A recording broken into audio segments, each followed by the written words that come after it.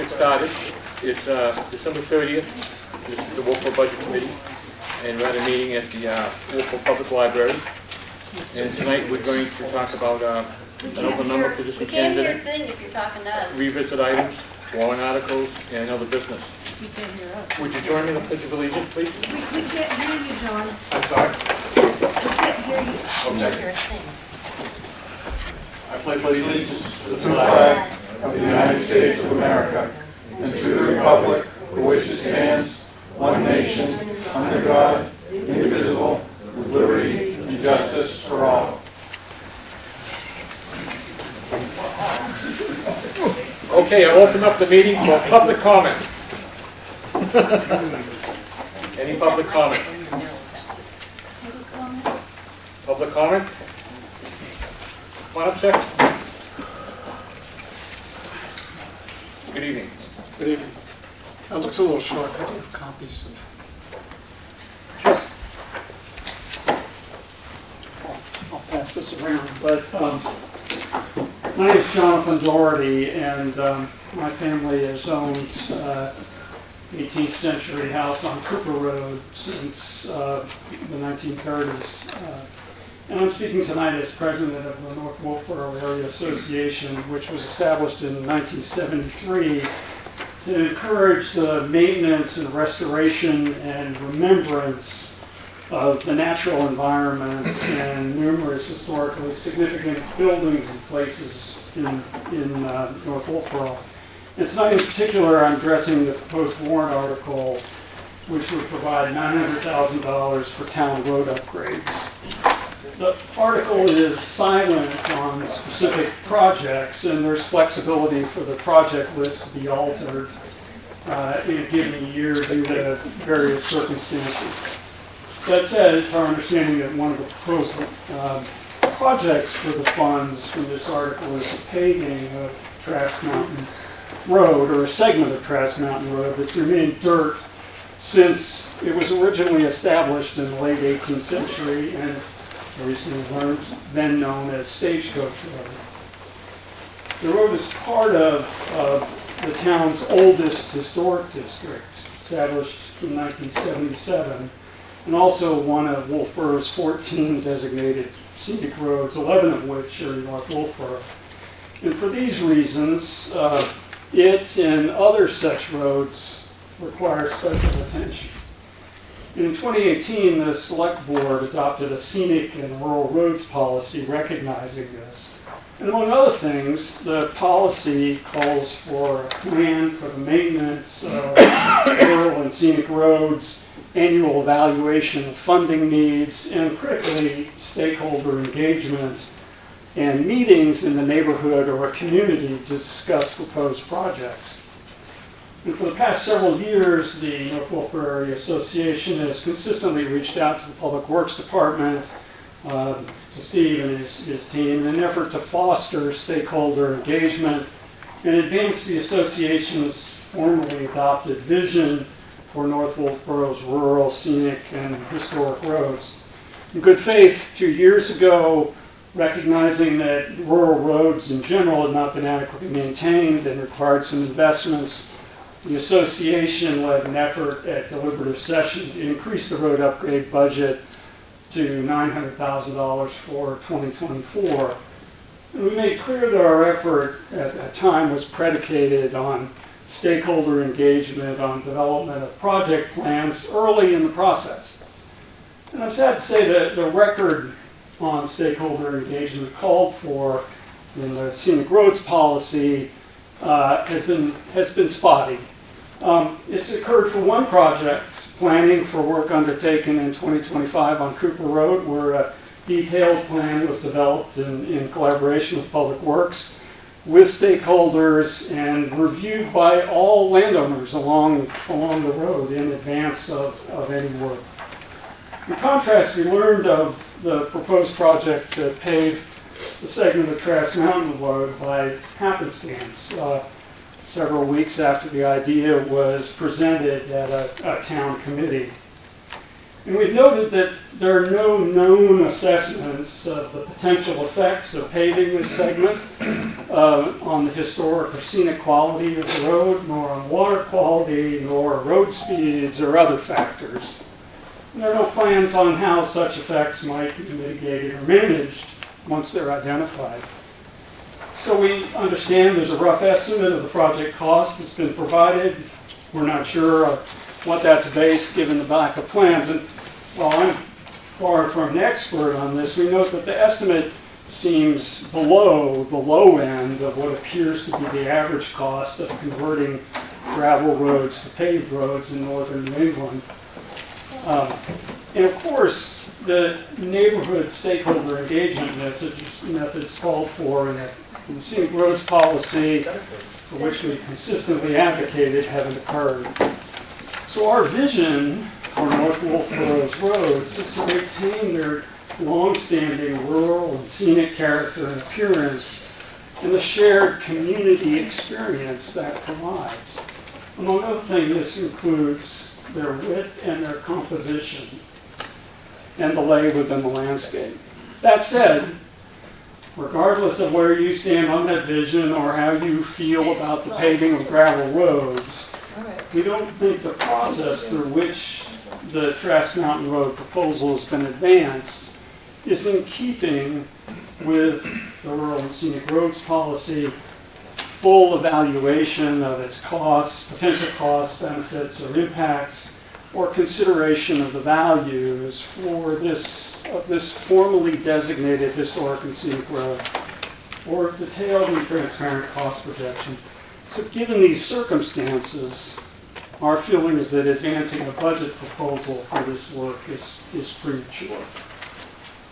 Thank you. Thank you, Mr. Doherty. Yes. Thank you. Oh. Appreciate it. Anyone else for public comment? Seeing that, I'll close the public comment and move to number 4, which is the open member budget committee position. Best of my knowledge, as of today, the only person that's applied for this position is Robert Tuffer. Bob served on the committee for a number of years and chose not to run this last time. And I'd like to do a motion to recommend Bob Tuffer as the member until March 1st. Second. Any discussion? Seeing none, Leanne, can we do a roll call vote, please? Yes. Bobby Budman. Oh, yes. Brian Black. Yes. John McDonald. Yes. Tom Bell. Yes. Bob Mulholland. Yes. Justin Brown. Yes. Bob Lohman. Yes. Susan Ryan. Claims to live again.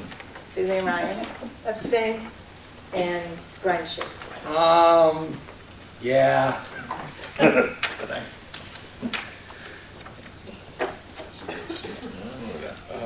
Motion passes? Oh, I'm sorry, yes. I don't know, 9, no, 8, 7, 7. 0, 1. No, 8, 0, 1. 801. Okay, thank you. It'll be rough on that. Mr. Tuffer? Yeah, you can come up and sit with us. The only thing is, Bob, you won't be able to vote on anything because you haven't sworn in. You got the room over there anywhere? I'm sure Of we can course. We can make one. make room for you. Make room, Well, you know what, I'd like to sit down there, I can't hear John down here. You can make your own comment. You're gonna take that in. So let's switch over and Suzanne can come in here and then. I don't know. Thing against here. Yeah. So that way we Absolutely. Let's put Suzanne. Oh, because of you? Sorry. Is that okay? Yeah, Absolutely. Yeah. So where do you want? You're gonna come a little closer. Do you need coffee, water? Yeah. Are you okay here? No, no, Prince Bob is back. Is there any way you can enhance the microphones, because we're having a hard time hearing the members? There's no audio in this building, it's just So, that's just going to the camera for recording for shown on TV later. There's no, yeah, no, but Welcome, shouldn't we all be Bob. able to Thanks for hear? coming back. well, there's no speakers. I want to jump down to Putting the it warrant on. articles It's just first for because they have a couple of recording questions. Jim, did you look up RSA 32:5B-B? audience needs to be able to hear. What So I was don't the want you to RSA be in again? violation. 32:5V-B.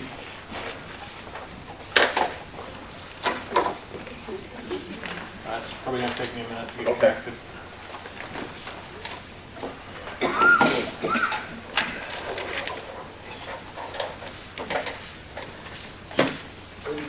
5B. No, 5V-B.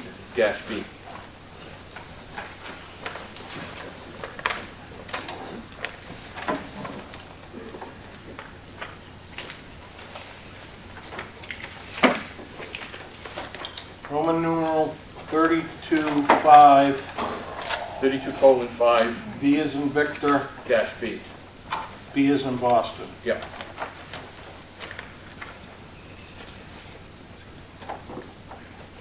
If the article is amended at the first session of the meeting in an official ballot referendum municipality, the governing body and the budget committee, if one exists, may revise its recommendation on the amended version of If I the could just special. jump in for a second, there should be a section there where it requires the town to put a 5-year spread on how much the percentage, 1 cent, 2 cent, 3 cent, 4 cents over the whole 5 years.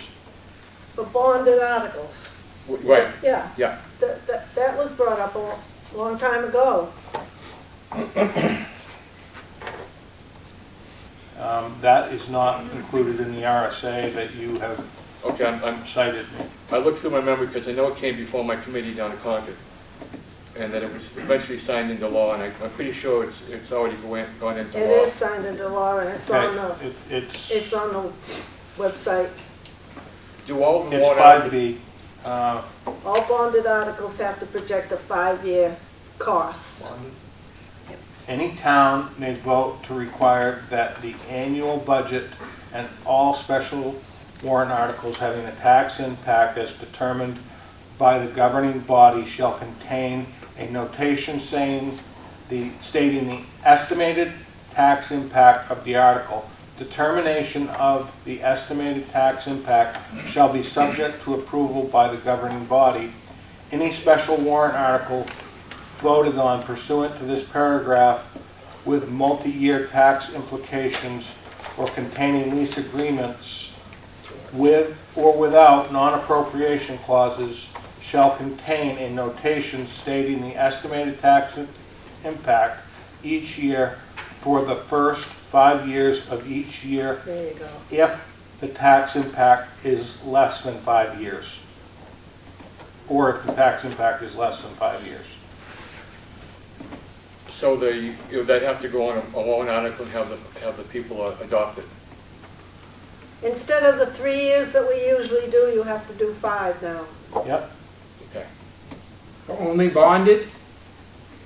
For only bonded ones, correct? Yeah, No, it's for any article It's multi-year. that's multi-year, correct? Okay. So are we all set with the warrant articles that we're going to talk about tonight? Do they all show that, or do we have to address just some of them and not others? So, if I remember correctly, the warrant articles that I have forwarded to you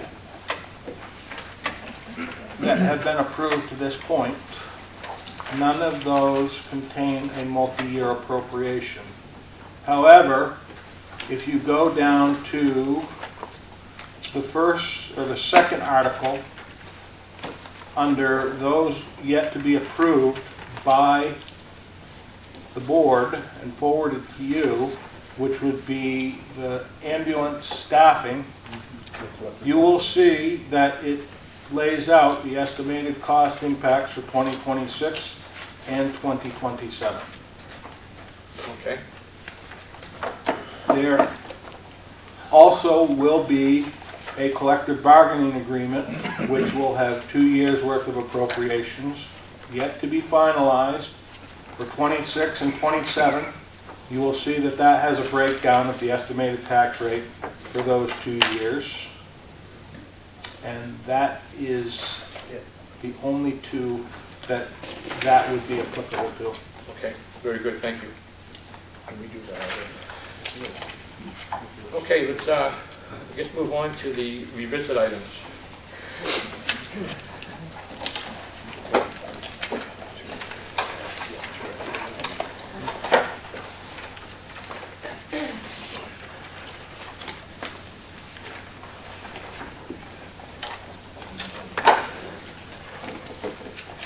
Let's start with Parks and Recreation. In particular was park maintenance, 0145202-380, Fossfield on-off check with water.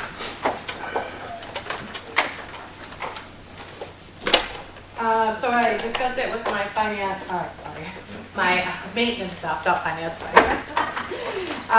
and it's something that we do have the assistance of the water department in some cases, but for the Fossfield in particular, we hire a vendor because they're not just turning on and off the water, they're checking the irrigation system to make sure everything's working, fixing any fixes, and adjusting anything that needs to be adjusted.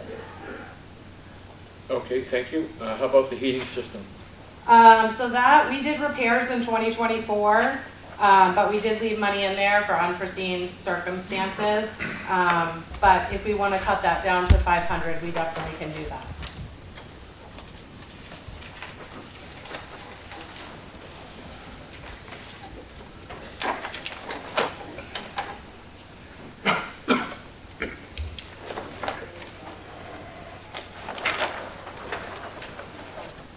You just find the line here. 45202-435. Yeah. Any motion to drop that down to $500? I'll make that motion. Is there a second? Second. So you're just cutting down from the 1,000 that was there to the 500, not the whole line, correct? Correct. Okay, thank you. Just wanted clarity. Any further discussion? Seeing none, a roll call vote to drop line 0145202-435, heating system repairs, Parks and Rec, maintenance to $500. Leanne, please. Oh, sorry. May I clarify, John? Certainly. Are we cutting to 500 or are we cutting 500 off it's 1820? Yes? 500 off the, Yeah, so she wasn't asking for 500, she was asking, so it's really off the 1,000. 1320? Yes. Sorry. So the motion should be 1320. Tom, you withdraw your motion? Yes. Your second, withdraw? Withdraw. Anyone want to make the motion, drop line 380 to $1,320? Yes. Second? Second.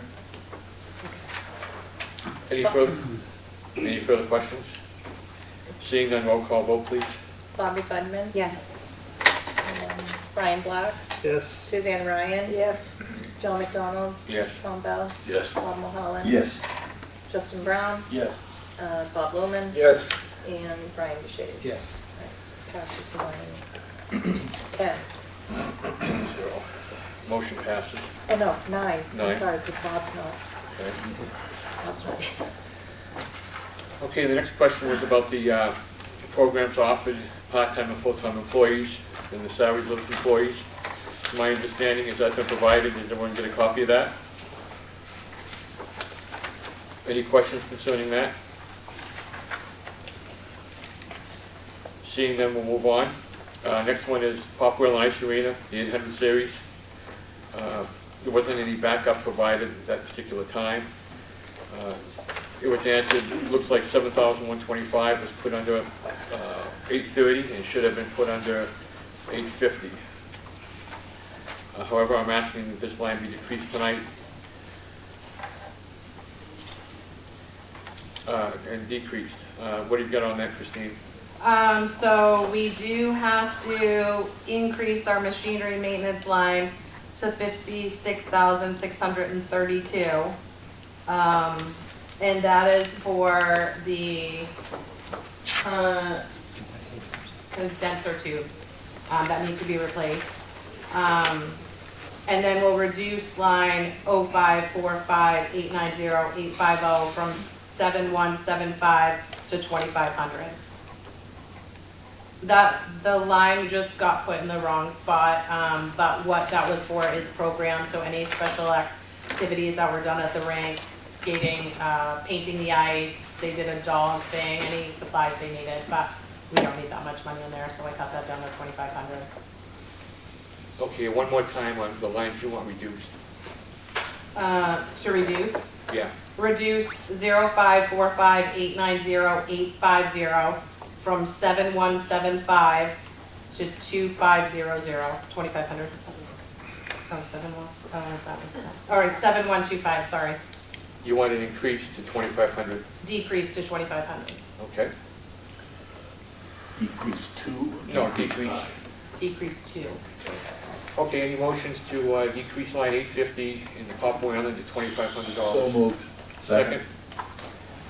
Any further discussion? Seeing none, the motion is to decrease line 850 down to $2,500. Roll call vote, please. Bobby Budman. Yes. Brian Black. Yes. Suzanne Ryan. Yes. John McDonald. Yes. Tom Bell. Yes. Bob Mulholland. Yes. Justin Yes. Brown.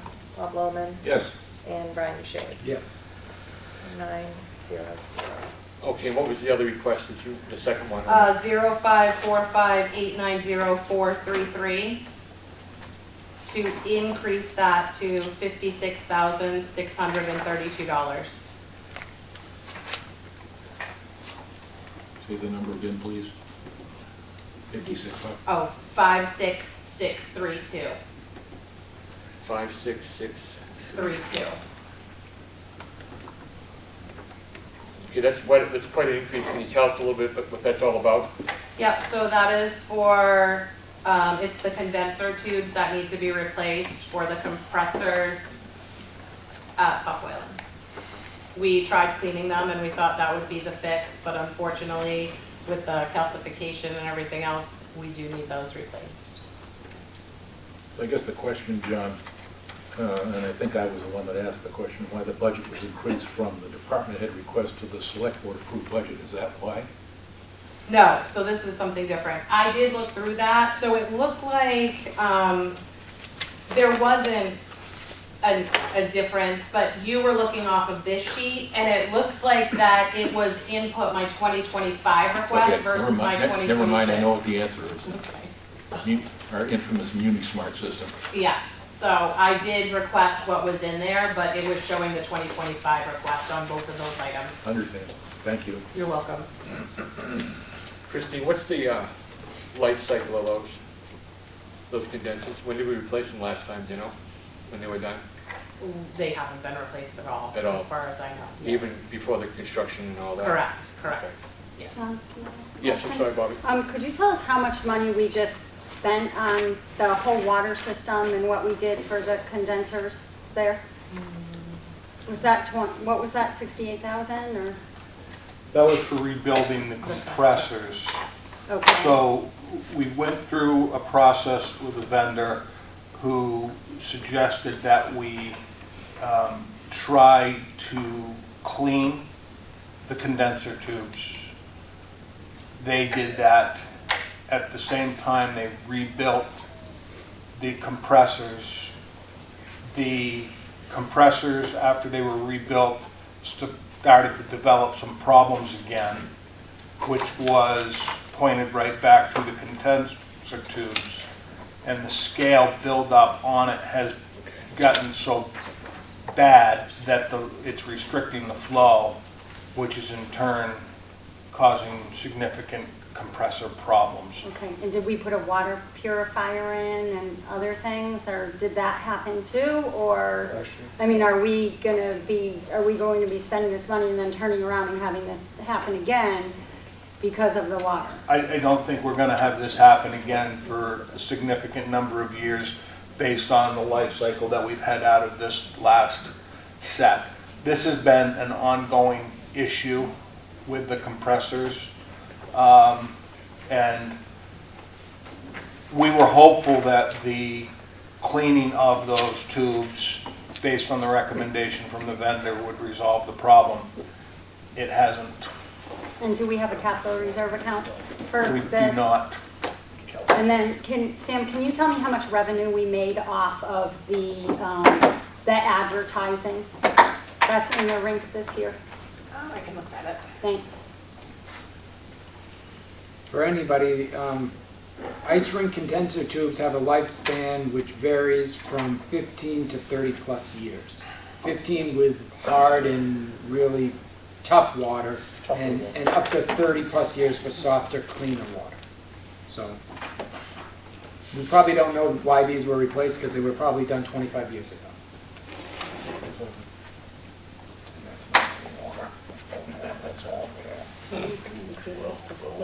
Jim, I take it that there's nothing left in that budget that could offset this?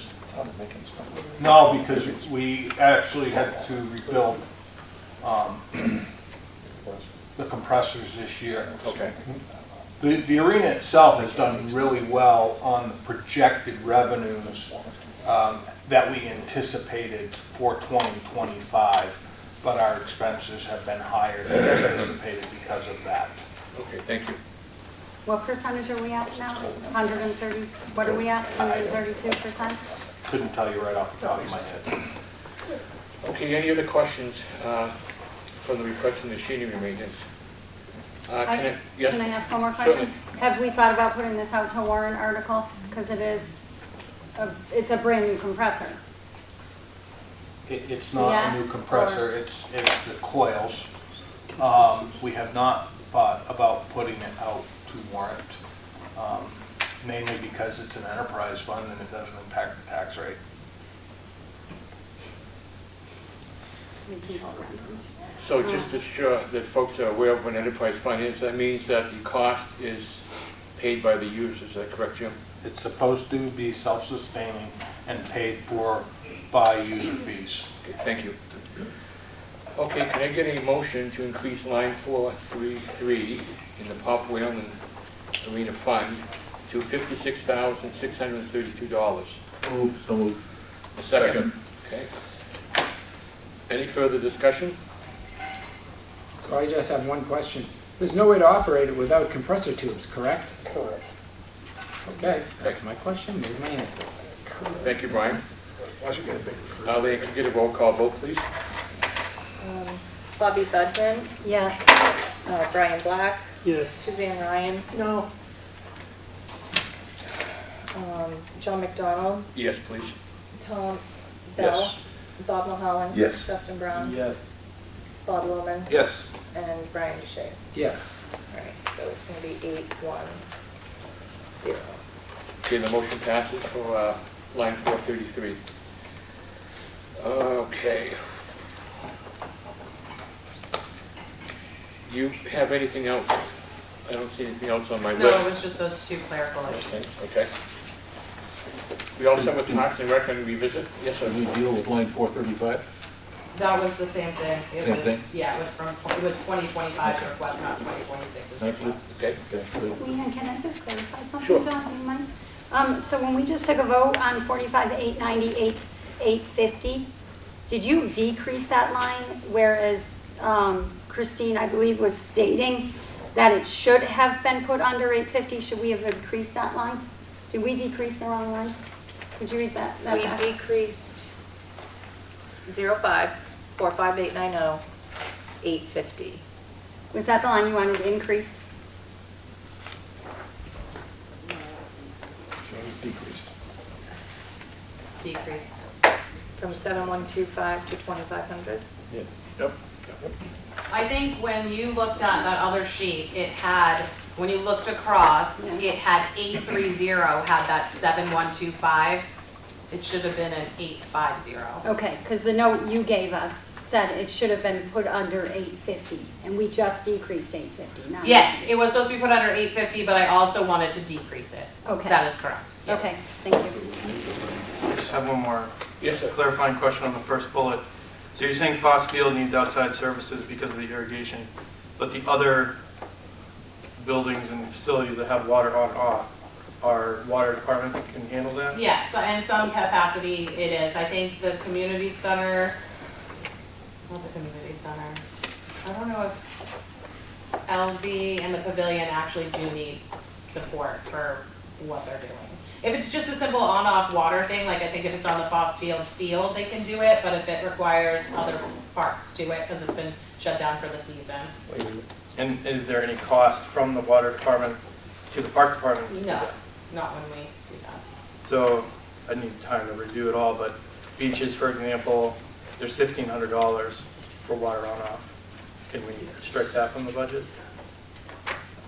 I'd have to look deeper further into that. I don't believe so. I don't, I'd have to look deeper into that. Okay. It might be that because the buildings have to be winterized too, right? Correct.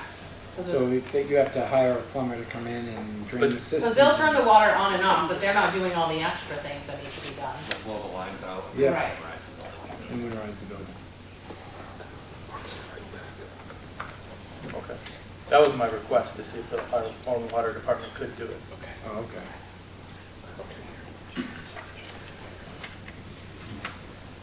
Okay, any other questions, Christine? Thank you, Christine. Again, we haven't finalized your budget yet, okay? Yes, I'm still waiting. Okay, thank you. Okay, next up on the list is the revisit to the Libby Museum. So I don't believe you ever reviewed the Libby Museum budget. So I'm not sure if you want to go through that. We might as well. Stem to stern. We did it when we were in a small room. But we were gonna review it Yeah, but, after yeah. we didn't review it in total.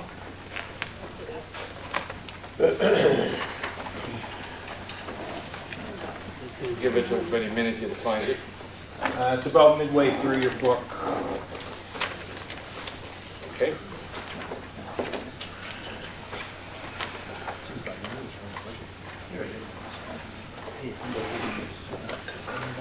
Right before public safety. Yeah, thank you. Are you going to represent the Libby, Jim? Yep. Okay. I would say myself in conjunction with two of the trustees. Okay, the first section is 341, and that was the telephone, and that's been moved to the IT budget. Then it's 380, and that's the outside services, which includes cleaning, spring deep cleaning, fall deep cleaning, background checks, and life storage. And then 410 is electricity, 412 is water, 434 is office equipment maintenance, 435 is building maintenance, elevator inspection, night security, and some miscellaneous maintenance. 550 is printing, posters, rack cards, brochures. And then we've got 560, which is dues and subscriptions, Wolfeboro Chamber of Commerce, New Hampshire Museum Trail dues, and EMA membership. And then we go on to 562, which is advertising, outside model of the trolley, New Hampshire Welcome Centers, Zone 3 racks, Google ads, newspaper ads, then office supplies, postage, museum collection maintenance, and travel and meetings. Is there anything that you want to change to this, Mr. Town Manager, due to the current status, or? At this time, there is not. Okay. Yes, ma'am. Given the latest correspondence to the Friends about moving the collection and costs that will be incurred, would that be something that would be added into here for this year? Waiting. In the assumption that something's going to get moved, if they, or are you going to take the monies from somewhere else? We're waiting on the quote right now from the preferred vendor, I guess is the term. Once we receive that, the board will make a decision how they want to deal with that based on funds left in the Schroff Trust and the Capital Reserve Fund. Capital reserve is for maintenance and repair. it's not for moving. Mr. O'Brien? Yeah, we did ask the lawyer to clarify what the capital reserve fund can be used for, and collection relocation was part of that as an okay because it's considered maintenance of the building. Because it's what? Considered a maintenance effort. Okay, it's a stretch. Just telling you what the lawyer said, sorry. And the SRA fund is unrestricted. And We the can use SRA it. is Well, the unrestricted. straw I can understand, Yeah, sure. but not the warrant article. Yeah, we have the same concern that you did, which is, are we limiting, is the capital reserve of 300,000 that was put together 4 years ago, is that so limiting that it can only be used for the physical maintenance of the building? The answer is no. And he clarified for us what it could be used for.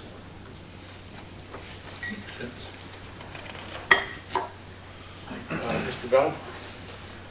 Going to the total line, it appears the 25's budget was 48,000 and 26, 28,000, but there's no change, so wasn't that a reduction or? So yes and no. This is the same budget that was approved last year by this committee. However, the default budget brought that number back up to the previous year's budget because of the default calculation.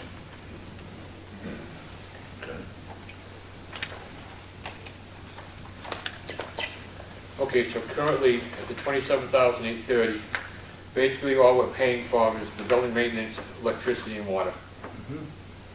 And a staff member. Yeah, right. That's the main part of it. Okay, any other questions on the Living Museum? Seeing none, we'll move on. Ambulance service, questions were concerning, looks like the 100, 200 series. I would just ask that you table this until you talk about the warrant article for the ambulance service. Okay. That's going to make it a much easier conversation as opposed to two separate. Okay, at the request of the town manager, can I get a motion to table the 100, 200 series for the ambulance service? So moved. Roll call vote, please. Isn't it already on the table? I'm sorry. Wouldn't we have to pull it off the table? Isn't it already on the table? No, I don't think we can pull it off if we have to, which we will. I need a second. Who was the second, please? Bob Logan. Roll call vote. Bobby Budman, Sure. Brian Black, Yes. Suzanne Ryan, Table, yes. John McDonald. Yes. Tom Bell, Yes. Bob Mulholland. Yes. Justin Brown. Yes. Bob Bowman. Yes. And Brian Boucher. Yes. 9-0-0. Motion passes 9-0. Okay, next one is the town clerk budget. We should have a letter from our town clerk, Patricia Waterman, stating that she has to go to her granddaughter's wedding, and she's unable to attend this meeting tonight. So, Jim, are you prepared to address your budget? I can try to answer questions for you as we go through it.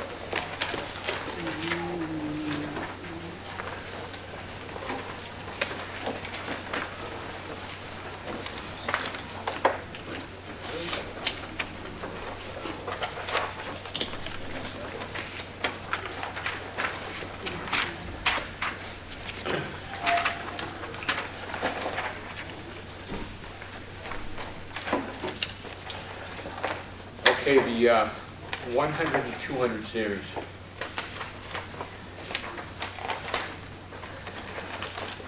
Jim, looking at these salaries, it doesn't appear that they've been factored in any raise, the town employee raises like the other employees. Can you give us any direction on that?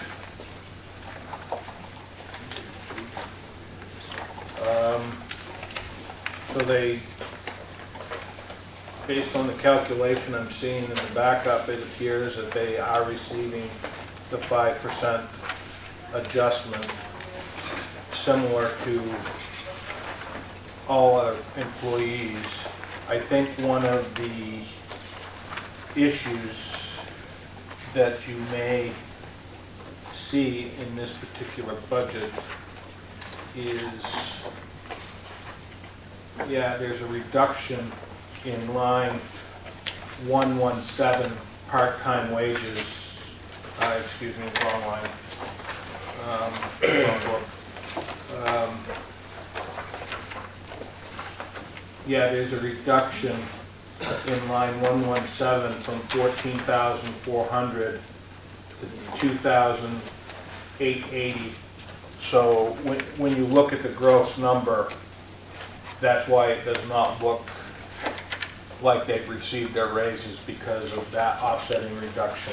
Okay, thank you. When you look at the supervisory wages and the hourly wages, 12.5 and 12.73, and that's based on going back 2 years worth of calculations of the default budget.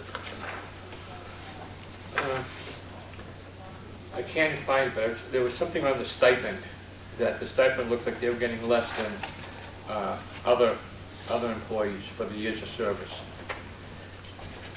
So right now, yes, all non-union employees right now are getting a stipend less than those in the collective bargaining unit. So what we need to do is we need to get a budget passed so that we can go forward and go to the Board of Selectmen in the future, ask for an amendment to the personnel policy, which these employees fall under, so that we can increase the length of service stipend. Does that kind of, by doing that, by not giving them the same as the union folks, doesn't it kind of force a person to join the union? I don't think so, because the unions are based on position, and these positions aren't union-based. Can't join? Okay, thank you. Any other questions on the 100 and 200 series from anyone?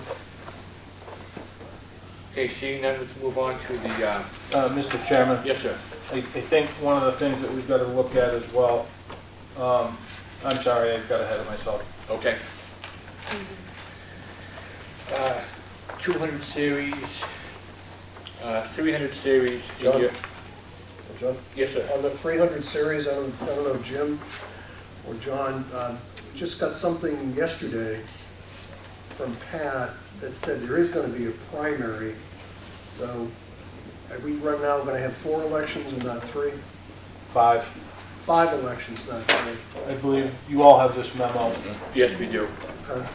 She's asking, town clerk's asking for an increase from 19,900 to 28,900 to cover the cost of ballot clerks, supervisors of the checklist, food and data entry by supervisors of the checklist after the elections. Could I get a motion to increase that line to 28,900? I'll make the motion. Okay, is there a second? Second. Okay, so that's line 300, and it's going to be an increase from 19,900 to 28,900. What do we have for discussion on that?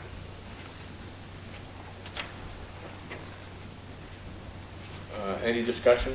Yeah, Yeah, it must be a lot of, question. a lot of food. Yeah. How do we arrive at it? How was that arrived at, that number? You would just say, okay, 4, what are the 3 elections going to cost us this, so 5 is going to cost us that, and we actually calculate something?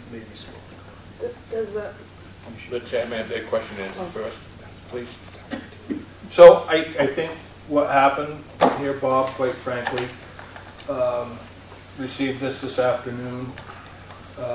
I think that the increase from 19.9 to 28.9, a percentage of that should be in the labor line for part-time wages to pay for the ballot clerk, supervisors, and checklists. But I don't know what that breakout is, as you can see by the memo. So I think what happens here for us is we would do a line item transfer as we understood what the town clerk was looking for, so that we could truly account for the actual expenses as indicated, you know.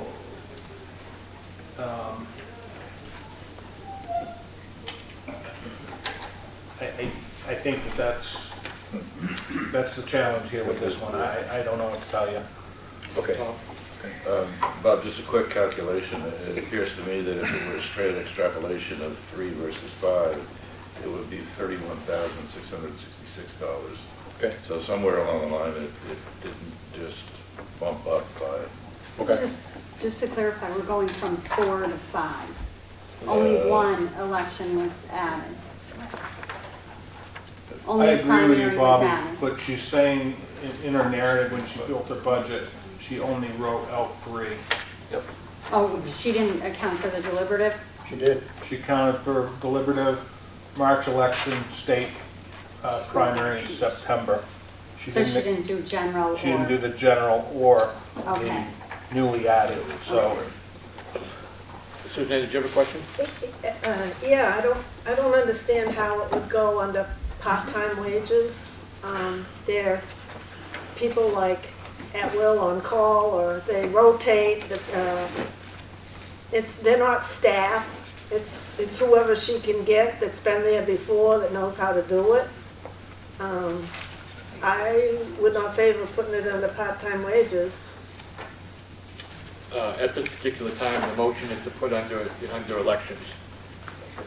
The motion is to put it under elections, under the 300 series, 300 number of town clerk.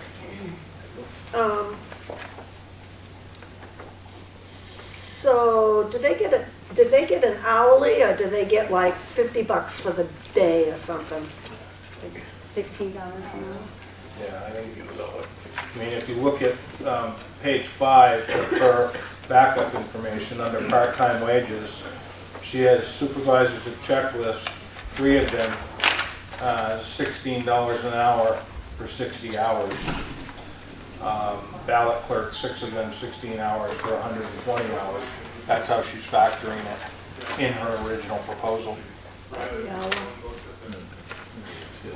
Every town does it different, so I just, that's why I'm questioning, not familiar with the way that's being done here.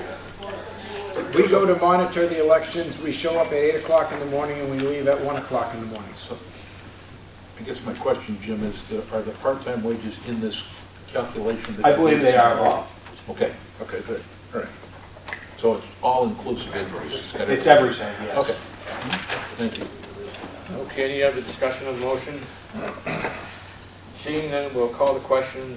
The motion is to increase line 300 in the town clerk's budget, called elections, to $28,900. Roll call, please. Bobby Budman? Yes. Brian Black? Yes. Suzanne Ryan?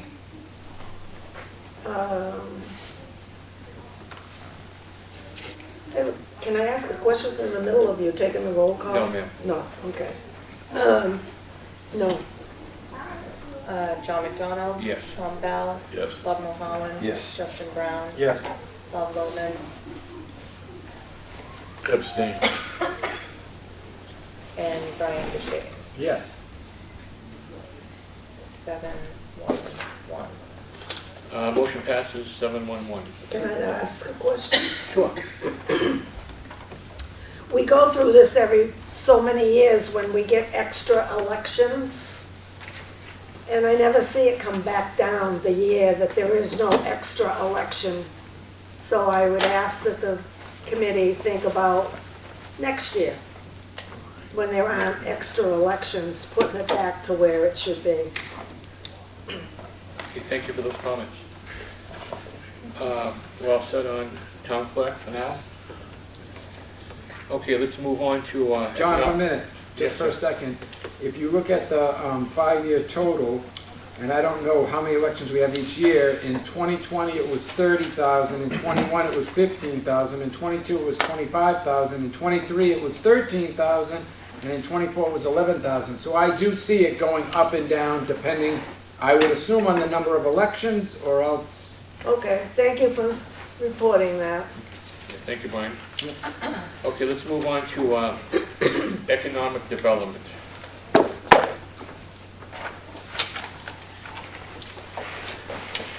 you be addressing this also, Jim? I don't think so. I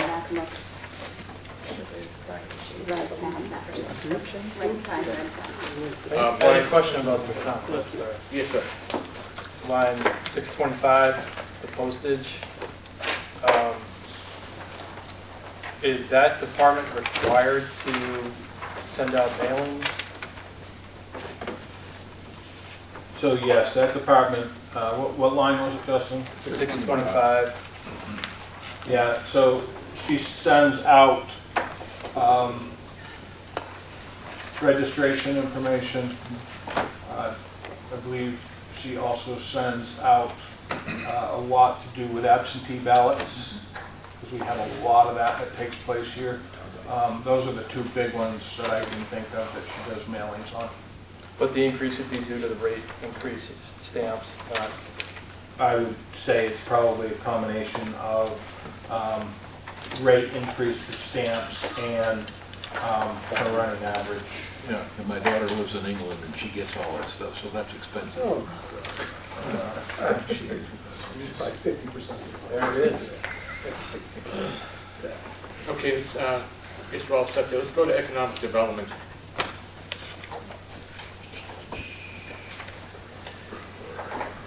Brian, it looks like you were going to get us some information on dues and subscriptions. Yeah, hold on, let me get that. Okay.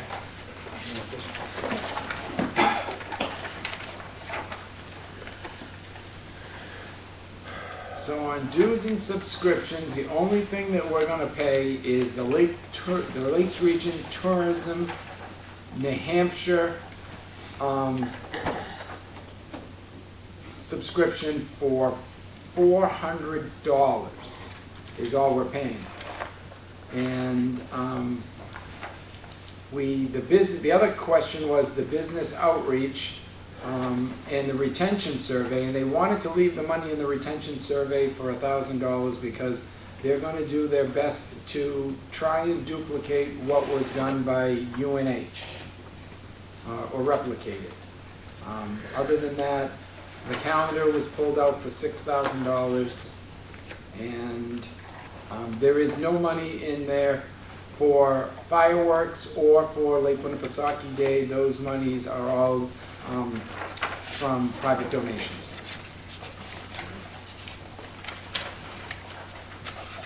Okay, any other questions on Economic Development Committee? Everyone's questions have been answered? Great. Okay. Okay, let's move on to General Government.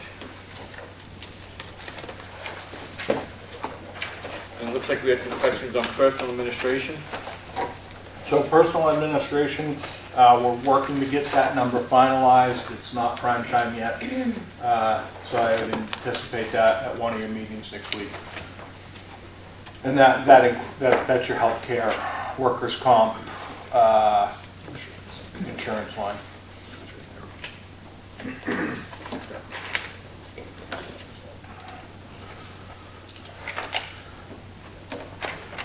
All of these will be voted prior to the meeting by the selectmen. This has already been voted by the selectmen and gone to you. This is that traditional movement that we have to make. Okay. So it goes up or down, we can just take care of it? Yeah, we will give you a motion to adjust, which again, hopefully we have that for you next week. Thank you. Any other questions about Personal Administration?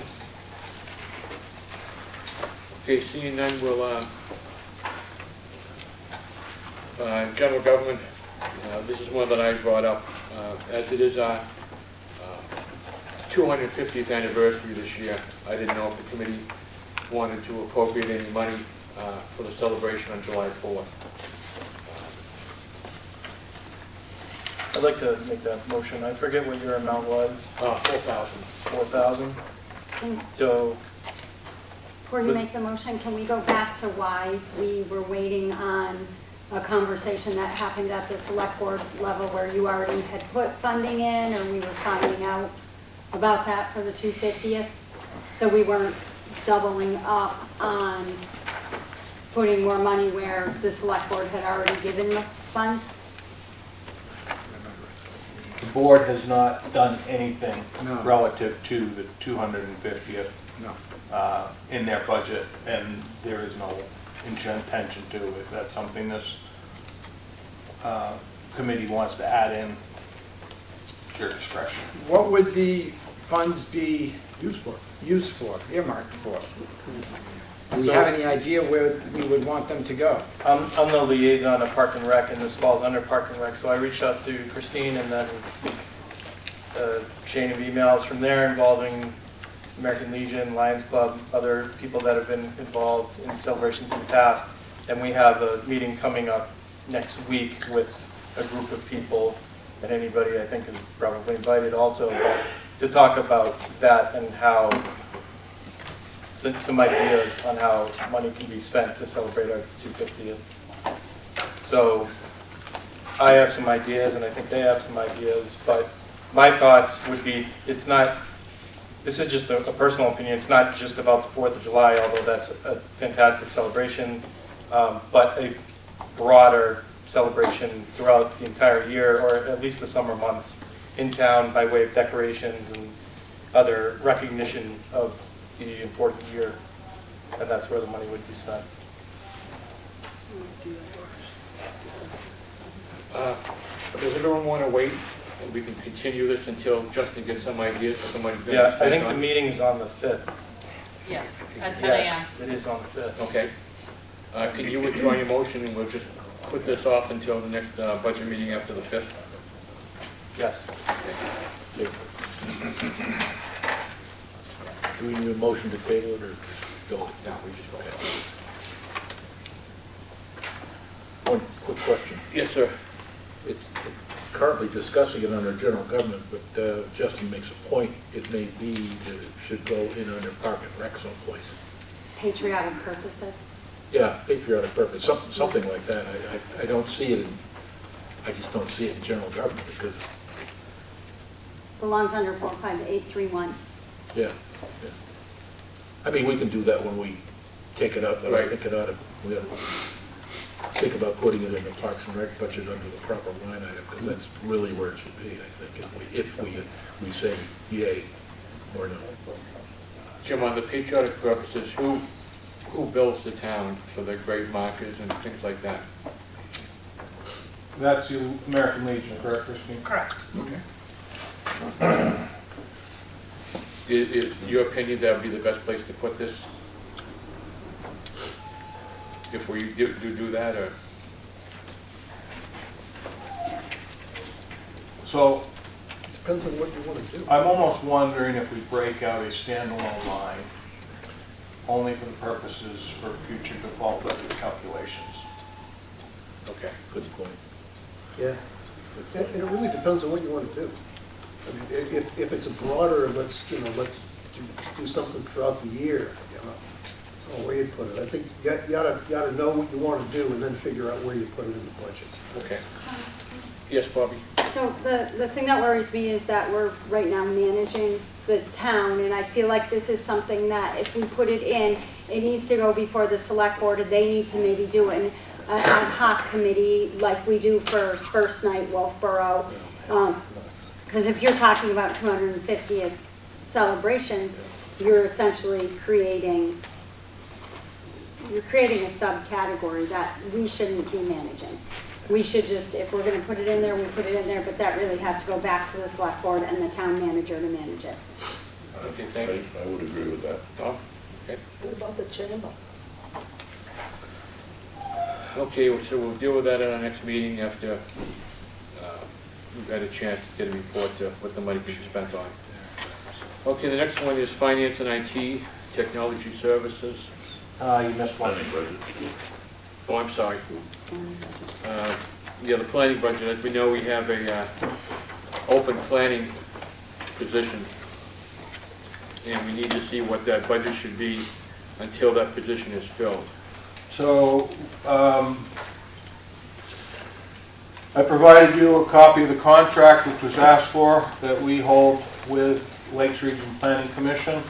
I also provided you year-to-date expenses for the circuit rider for the time of 2024, which was $8,357, and for 2025 it was $64,228,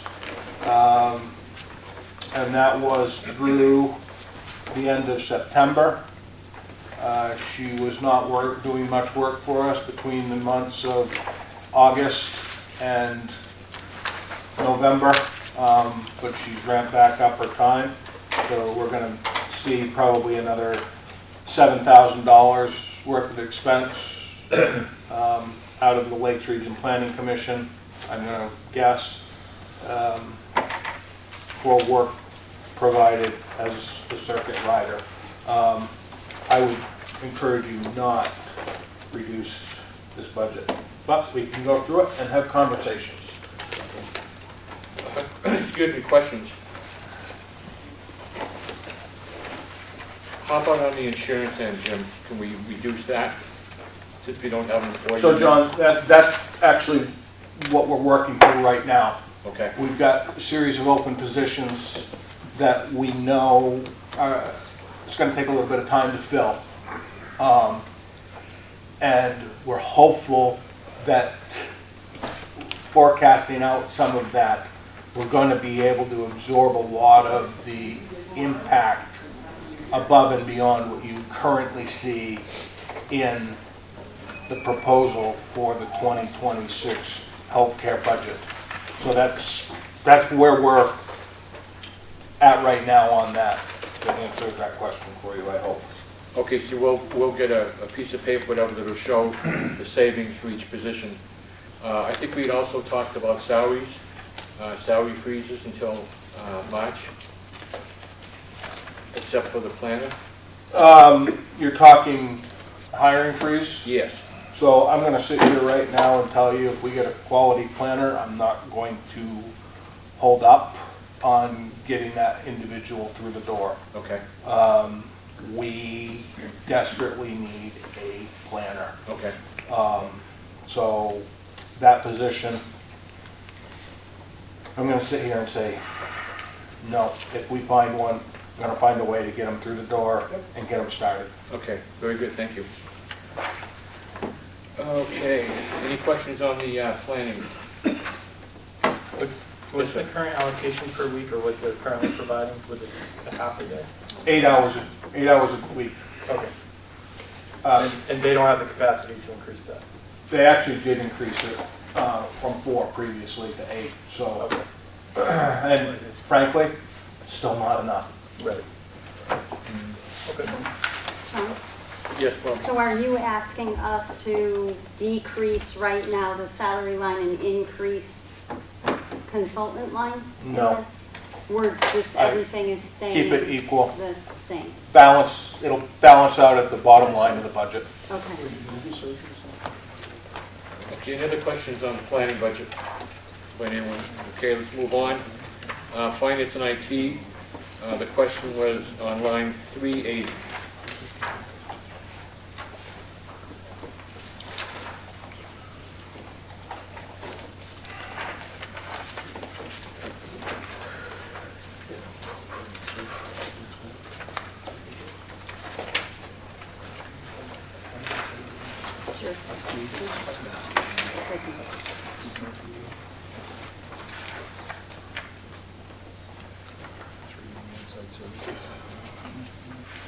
John, is the 380 line you're asking about in the finance budget outside services?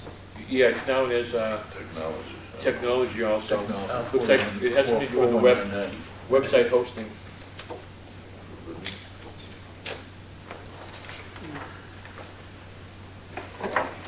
I'm not sure what the question is. The budget is increased $647. I would sit here and say, I think at the last meeting we took a little bit of feedback about it. Since that time, the library has stepped up and helped us dramatically with their IT person helping us out to improve the town webpage. It's improved. There's still a long ways to go, but they've they've provided us with some invaluable support. Okay, so that line, is sufficient money in there to get that webpage squared away and up and running? I think so, John. Okay, thank you. Any other questions? Okay, library. We provided a list of staff titles and assigned hours. Did that raise anyone to ask any questions about the library budget? Any additional questions?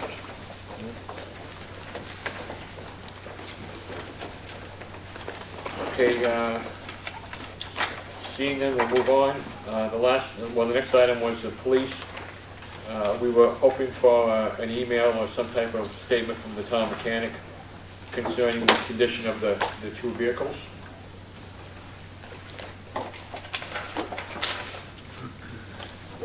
Will you refresh my memory how we ended up with that, where we landed? It was originally put in the budget, and after discussion, we voted to, some of us voted to put it as a warrant article.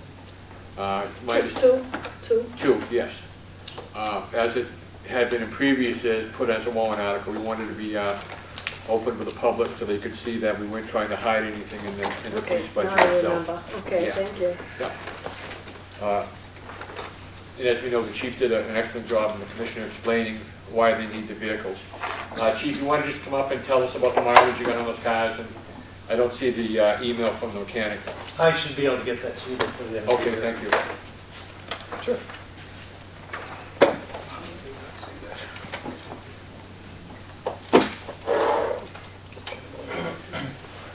What can I address? You got two cars with over 160,000 miles, pretty much?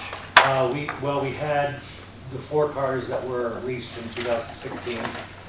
One of those cars has been taken off the line because it failed to pass inspection in September. That had well over 160,000, 107,000. Had a few.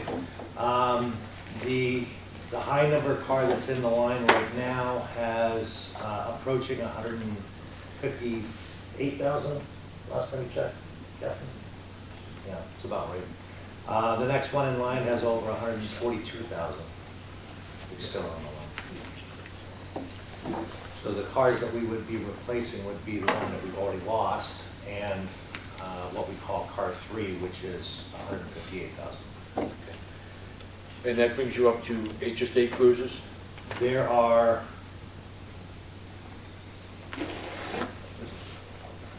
There are 9 total cars. 1 is out of service. So that would bring us back to the normal. Okay, thank you. Any other questions about the police cruisers from anybody? Yes. Yes, sir. Quick question. Since New Hampshire has, in its infinite wisdom, decided not to have vehicle inspections anymore, will you be depending on the town mechanic to make sure that those vehicles live up to the inspection standards? We will still be using inspection requirements to ensure the safety of our officers. Okay, that's... I've had that conversation with the Director of Public Works. Yeah. And the mechanics are going to, every September, run these things through a safety inspection regardless. I would assume that, but I wanted to make sure we were not... Yeah, just so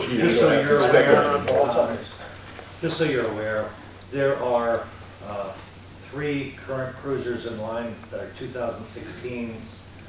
One's a 2019, 2021, 2020, another 2021.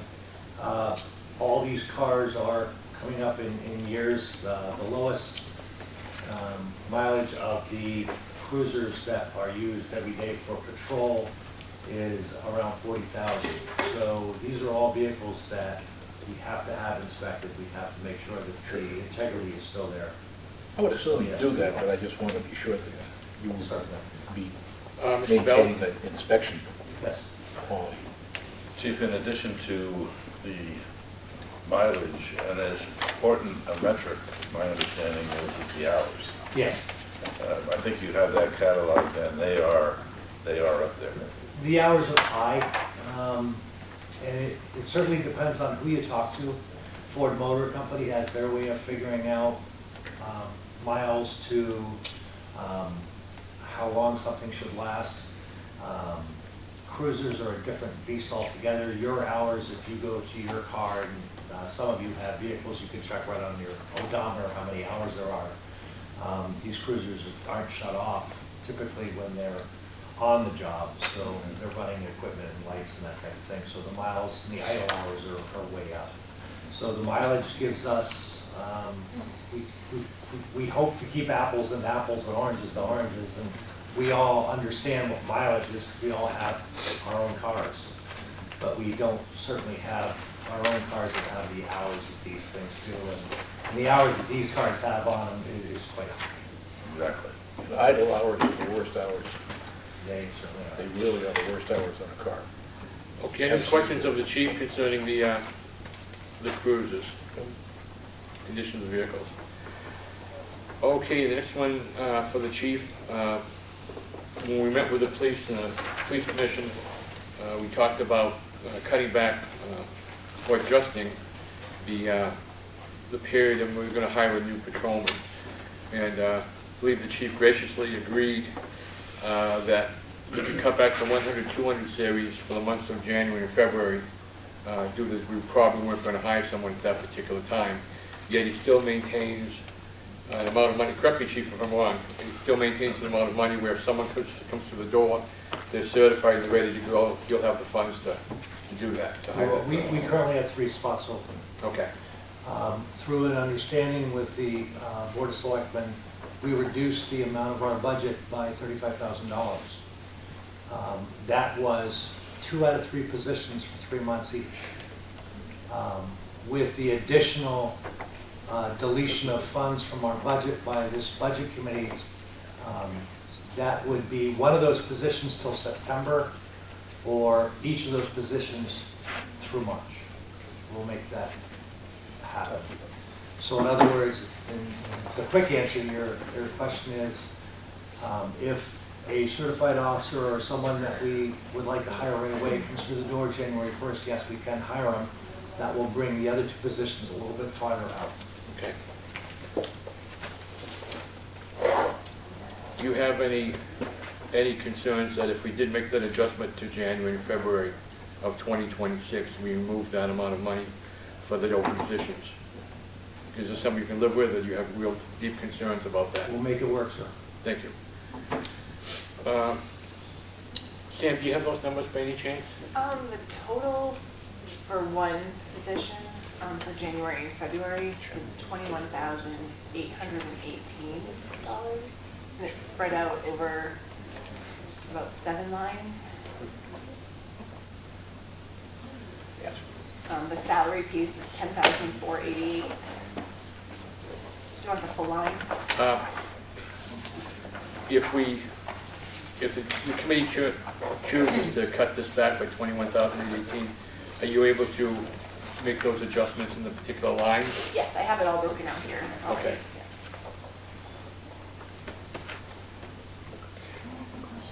Yes, sir. Yes, ma'am. Sorry. Did we already vote on that? No, we didn't. We waited for the, to get the figures back. Can I ask another question? Sure.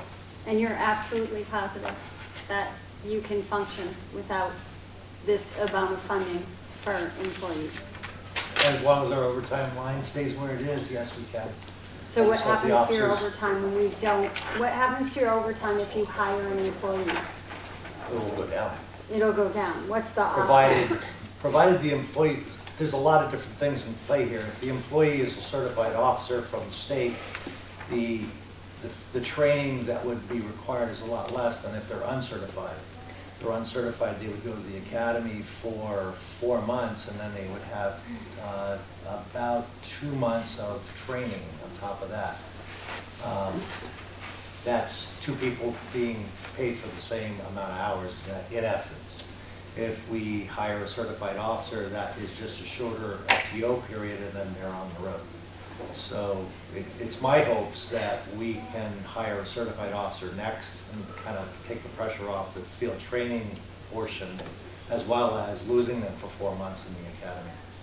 I guess I'm confused, because I'm hearing the 21,818 number, and I'm hearing that that's okay and you can function, but at the same time, maybe I'm reading into this too much, but I'm also hearing in your voice it's not okay.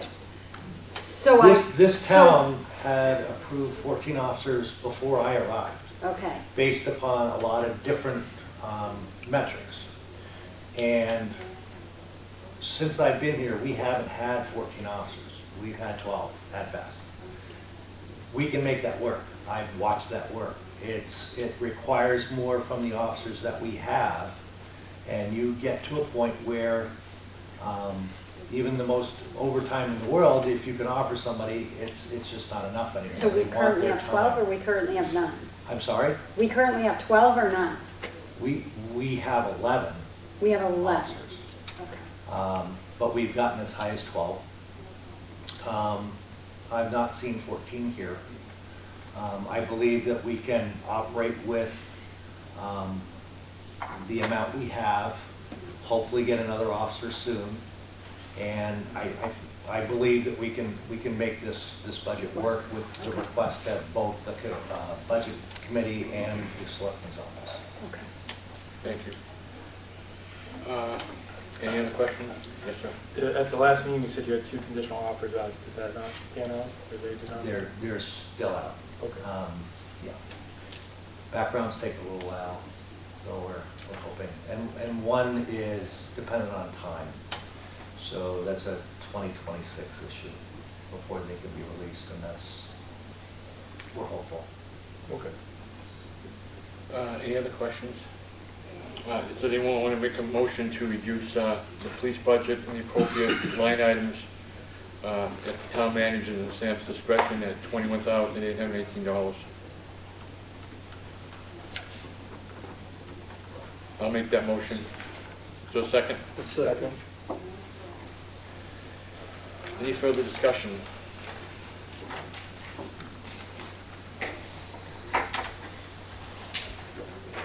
Okay, the motion is to reduce the police budget with the appropriate line items by Sam, the town manager, by $21,818. Roll call vote, please. Bobby Budman, Yes. Brian Black, Yes. Suzanne Ryan, Yes. John McDonald, Yes. Tom Bell, Yes. Bob Mulholland, Yes. Justin Brown, Yes. Bob Lohman, No. and Brian DeShays. No. So it's going to be 7-0. Motion passes 7-0. Chief, thank you very much. I appreciate your hard work and keeping everything together through these hard times. Thank you. Okay, water treatment plant, hourly wages. Finance director to provide figures for the vacant positions. Excuse me. I believe she's already provided you Oh, that I'm sorry. document. Okay. Try. Night, Chief. Happy New Year. Good night, all. Take care. Oh, I think it's this big color. This is the water fund. Is that the one, Sam? I think, is this the one, the real colorful? Yes. Okay, everybody, it's this one. This chart. they're looking at. And it's the bottom portion represents 2 months.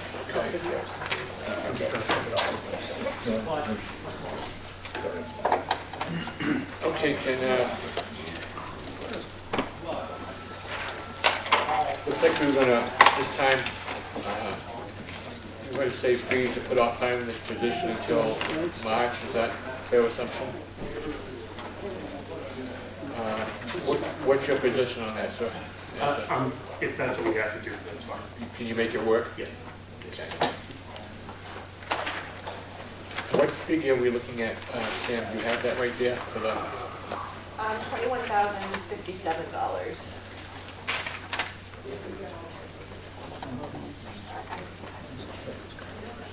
And what would be, you've got all the lines, I take it, that we have to subtract it to? Well, they're all under the 43350, other than the insurances. Okay. Does anyone want to make a motion to reduce the water treatment plant by $21,057? So moved. Okay, is there a second? Second. Thank you. Okay, the motion is to reduce 43350. Got that right, Sam? I'm sorry, I used 43350. 43350 would be the salary and taxes, and the 41550 are the insurances. All under Fund 02. Can I ask a question? Yes, ma'am. I have the same question. Do you have anyone that you have scouted that if you don't hire them now, we are in trouble with this? This is entry level. We Okay. haven't advertised, but we haven't looked. Okay. Thank you. It technically didn't come open until a week ago. Okay. Right. So, Thank and you, obviously Jeff. knowing we're in this discussion, we haven't Okay. pushed forward. Any other discussion? Seeing none, my understanding of the motion is that we're going to reduce the water treatment plant 43350 and the other appropriate line items by $21,057. Roll call vote, please. Bobby Budman? Yes. Brian Black? Yes. Suzanne Ryan? Yes. John McDonald? Yes. Tom Bell? Yes. Bob Mulholland? Yes. Justin Brown? Yes. Bob Lowman? Yes. Brian Shea? Yes. 900. Motion passes 900. Okay,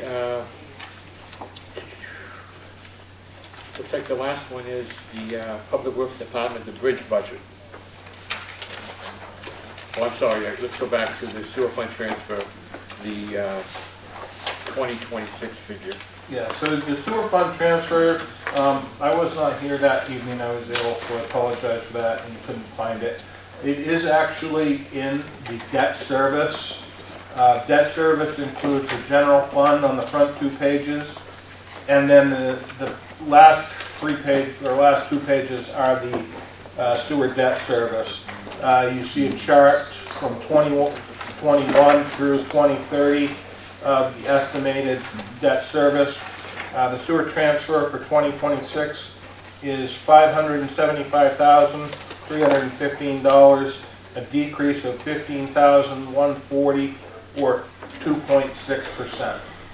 I will also note on that we will be the Forest and Sewell, Varney Road sewer extensions that were put in. We budgeted, I think it was $1 million. The project came in at $800,000. So we can utilize those funds to pay down the principal. So that will get brought down when the selectmen do the final line item transfers in 2026 by that amount. To reduce this, just so you're aware. Thank you, sir. Any questions on the sewer fund operating transfer?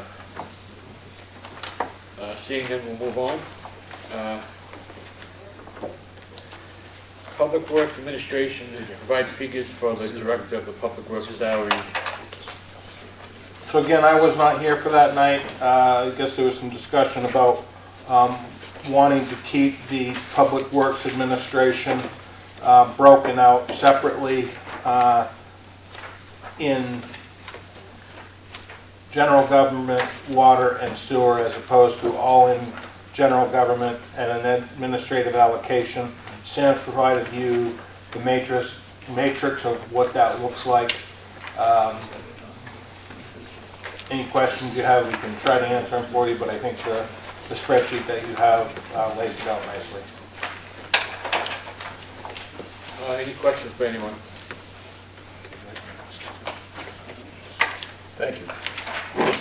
That was my little cost center. Okay, go ahead. So do we need to make a motion to change, to get those distributed the way? I would suggest that you make a motion to approve the spreadsheet as submitted by the finance director for the Director of Public Works salary. So moved. Second. Any further discussion? So the only thing I would say on that is we're missing the account numbers. We have the 43110 on the spreadsheet, but we don't have the water fund or the sewer fund for the salary account numbers that they're going into. So when we make the motion, can we make the motion to include those numbers? Have Sam include those numbers on the spreadsheet? Yeah, I just wasn't sure which department. There's which ones.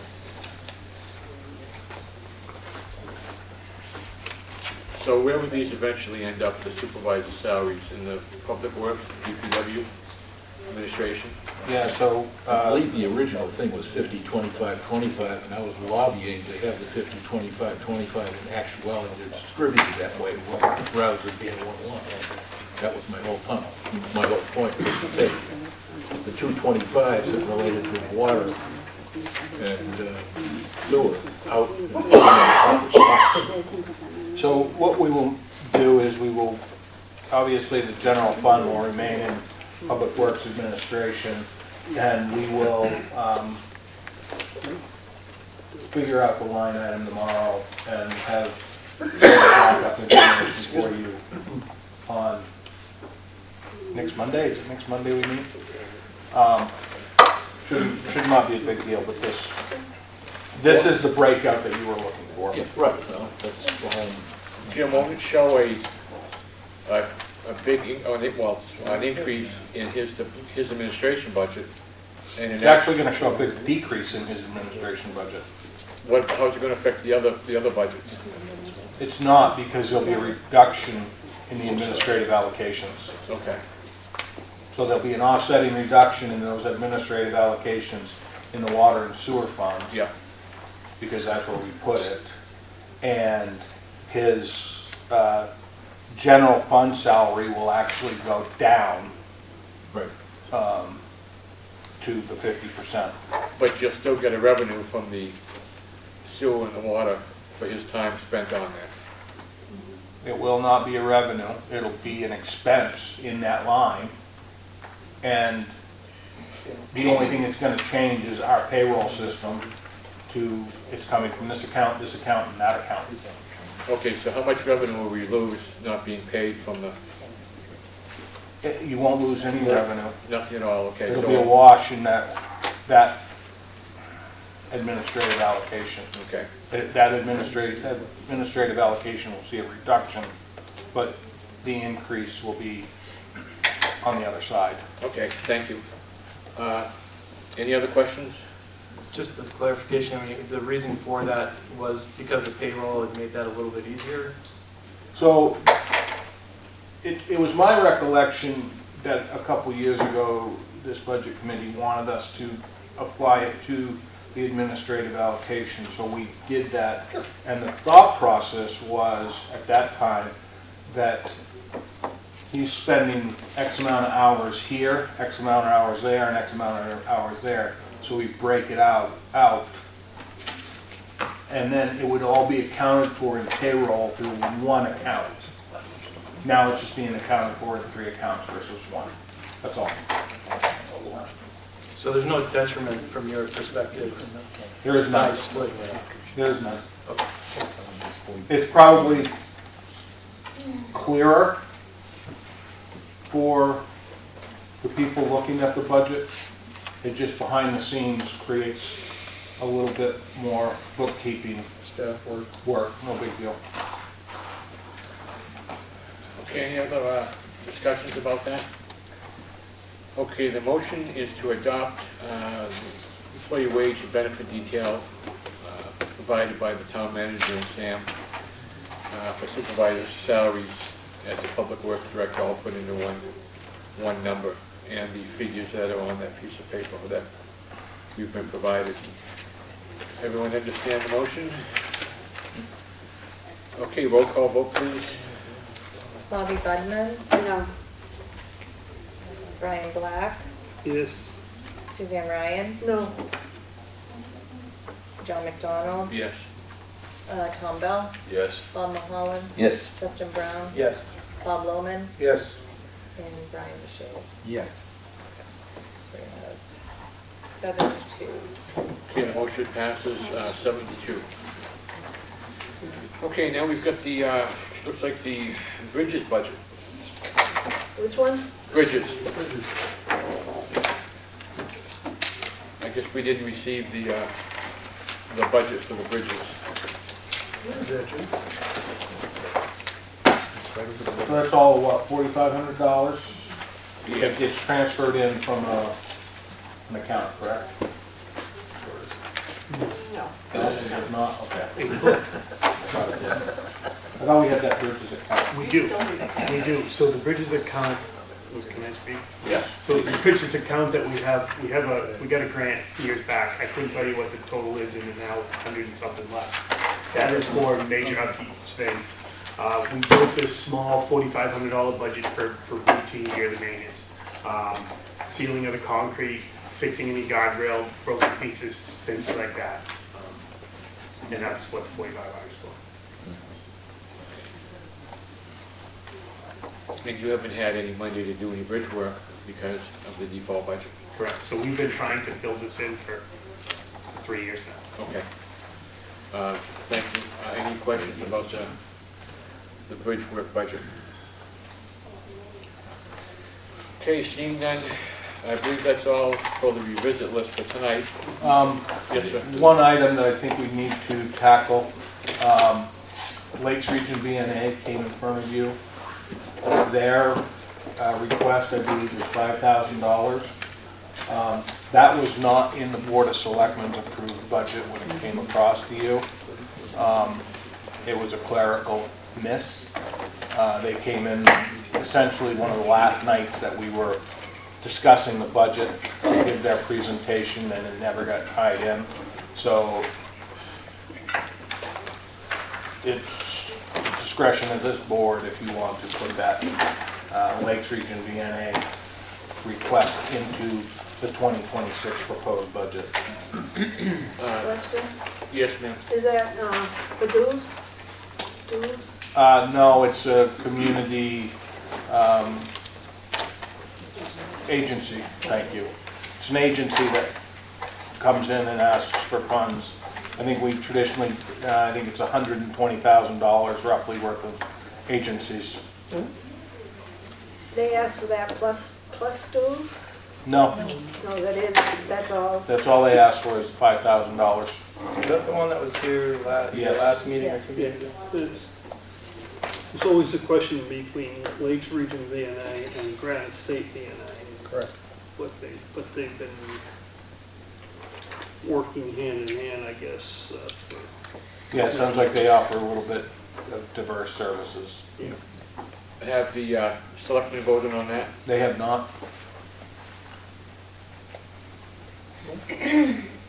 Are they anticipating going to vote on it, or? No, it's all been handed to you, so it's your discretion if you'd like to add it in or not. Can I Okay. ask a question? Yes, ma'am. Did Granite VNA get back to us with their finances, because they did have that $31 million, I asked that question of their investments, they had that additional $31 million. I have not received Or anything. you haven't gotten anything on that? I have not received anything from them. Okay, because they're still, I mean, they're asking for 22,000 in their Lakes Region VNA and Granite VNA, but when you look at their spreadsheet and you see that they had an increase of $31 million, I mean, just curious if, you know, maybe that 5 should come from Granite VNA from their 22. Okay, any motions concerning the agency line items? I'd make a motion to add the 5,000 to the Lakes Region VNA. Second.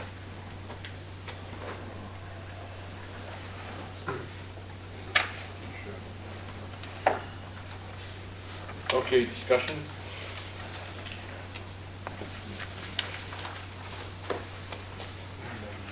Is there a way, before we add this, is there a way to just wait on this and find out that answer to Granite VNA with that $31 million increase they had? At this time, we have a motion and discussion. And the motion is to add the $5,000 to Lakes Region Visiting Nurse. You could subsequently do that though. I didn't hear you. You could subsequently do that though. Bless you. Reduce granite DNA. Well, I don't want to reduce theirs, I want to see their numbers first, because if they don't have that funding, it's important.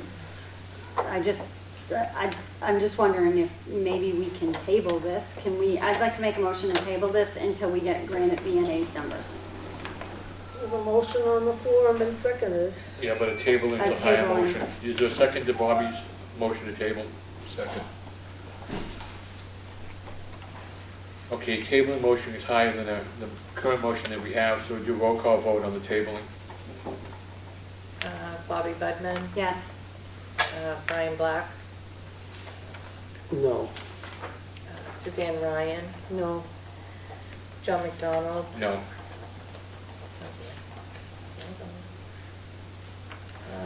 Tom Bell, Yes.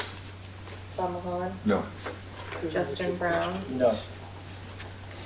and Bob Lohman, Nope. and Brian Michelle. No. Okay. Oh gosh. 1, 2, 3, 4, 5. 4, 5, 0. So it fails. Okay, the tabling motion fails. Now we're back to the other motion of adding $5,000 to the Lakes Region Visiting Nurse Association.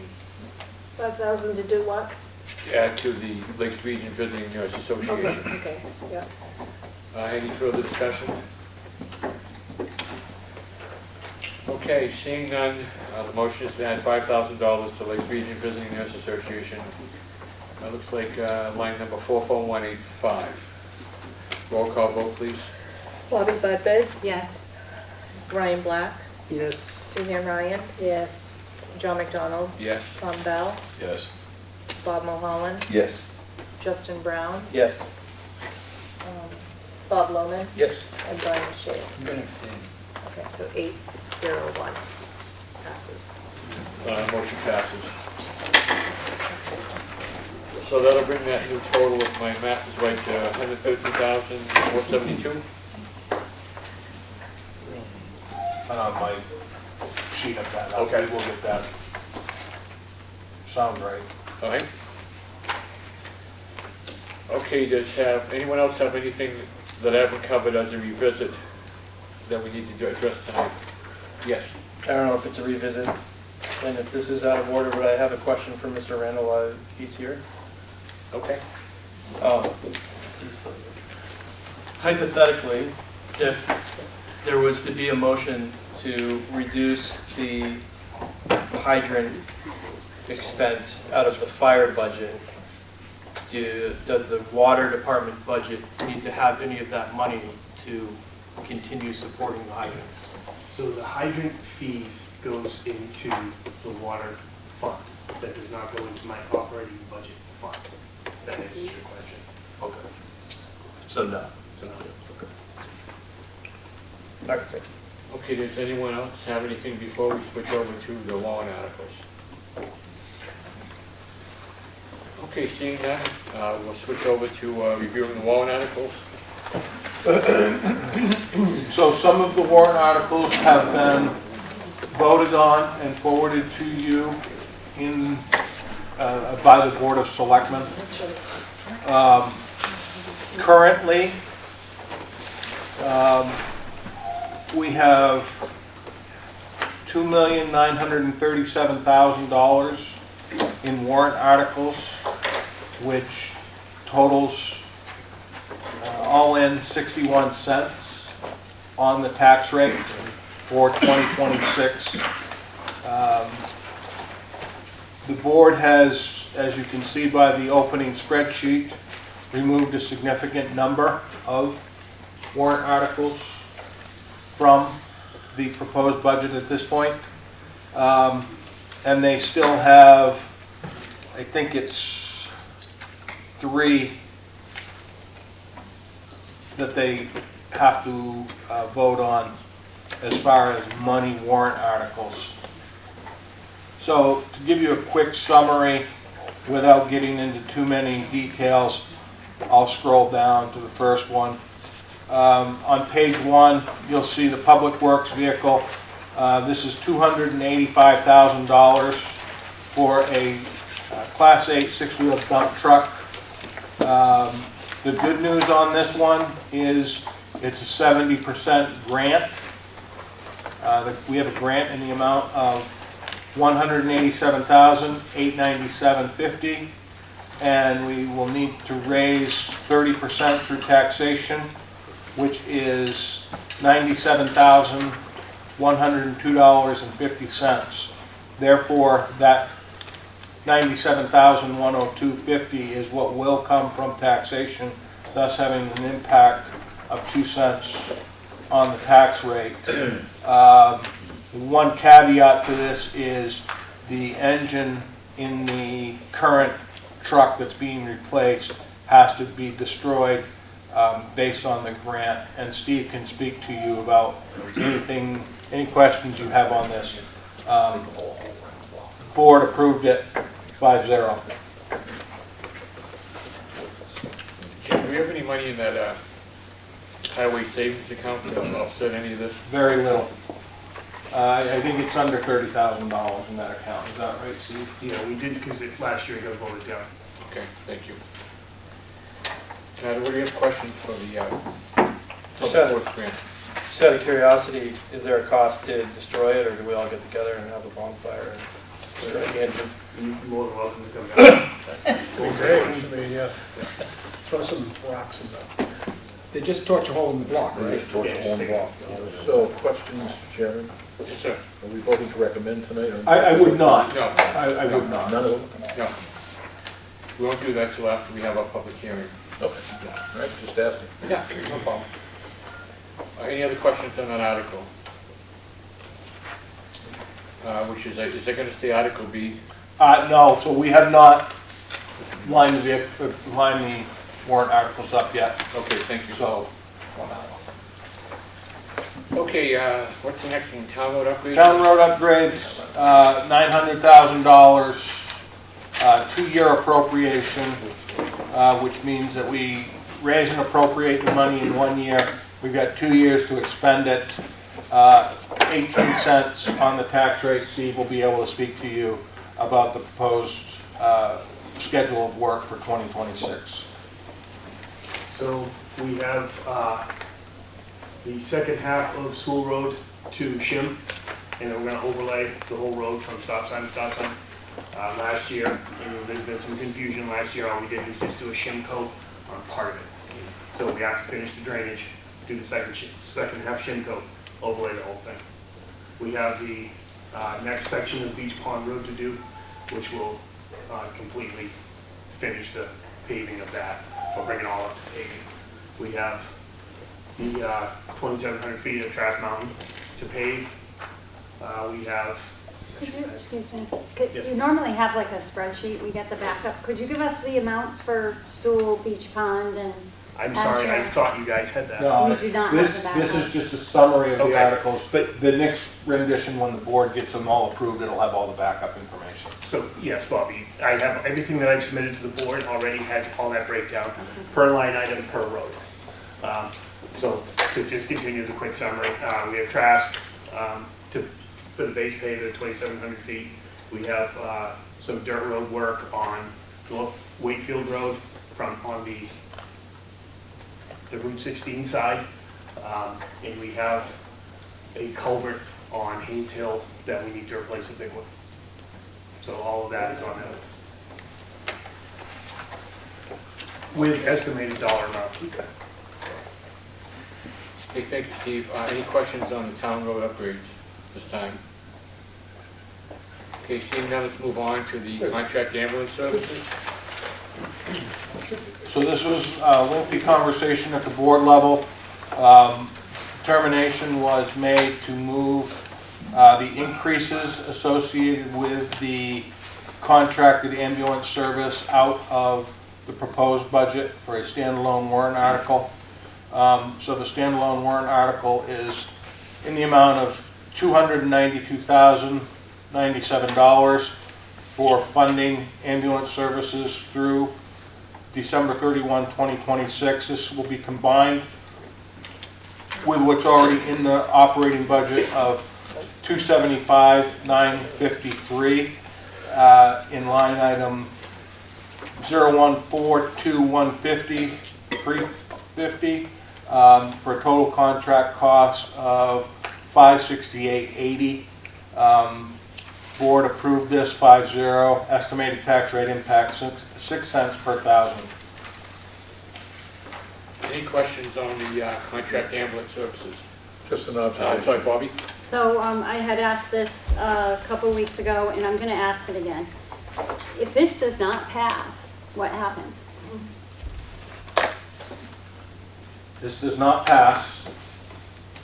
The fire department currently has one ambulance licensed, ready to operate. We will, after the deliberative session, have a sit down with the employees and say we're teed up on this date to initiate ambulance operations fully with the fire department sooner than later. Okay, so here's my next question. Our employees that we currently have, are they paramedics? There's 3 tiers, right? And Stewart's answers paramedic calls? So And we won't be coming online at currently that? we have 2 individuals who are in paramedic school scheduled to finish in September. We have a deputy chief who is a paramedic. We also have I believe 2 call members who are paramedics. So the takeaway is I can sit here very confidently and tell you Monday through Friday during the day there's going to be a paramedic on. I can also sit here and tell you that the deputy chief will have a vehicle, and there are expectations of him to be able to respond to paramedic level calls in those events. So we are not geared to operate at the paramedic level yet. And when will we be ready to operate at that level? So the 2 are scheduled to finish in September. And that's the paramedic level, not the mid-tier? Paramedic. Because I thought there were 3 tiers, and There right now are. we were There's above. there's EMT advanced, and there's paramedic. Okay. And I can sit here with a great deal of confidence and say the level of acuity of calls for service in the town are very well served with advanced level providers. Now that does not mean that we don't need paramedics, because that is the gold standard, and we're working to get there. Tom? What about hardware? I mean, ambulance, actual physical equipment to support, the paramedics that we might have within the All ready to go. department. One is all ready to go right now. One ambulance. Mhm. But this is a contract service that provides another ambulance, right?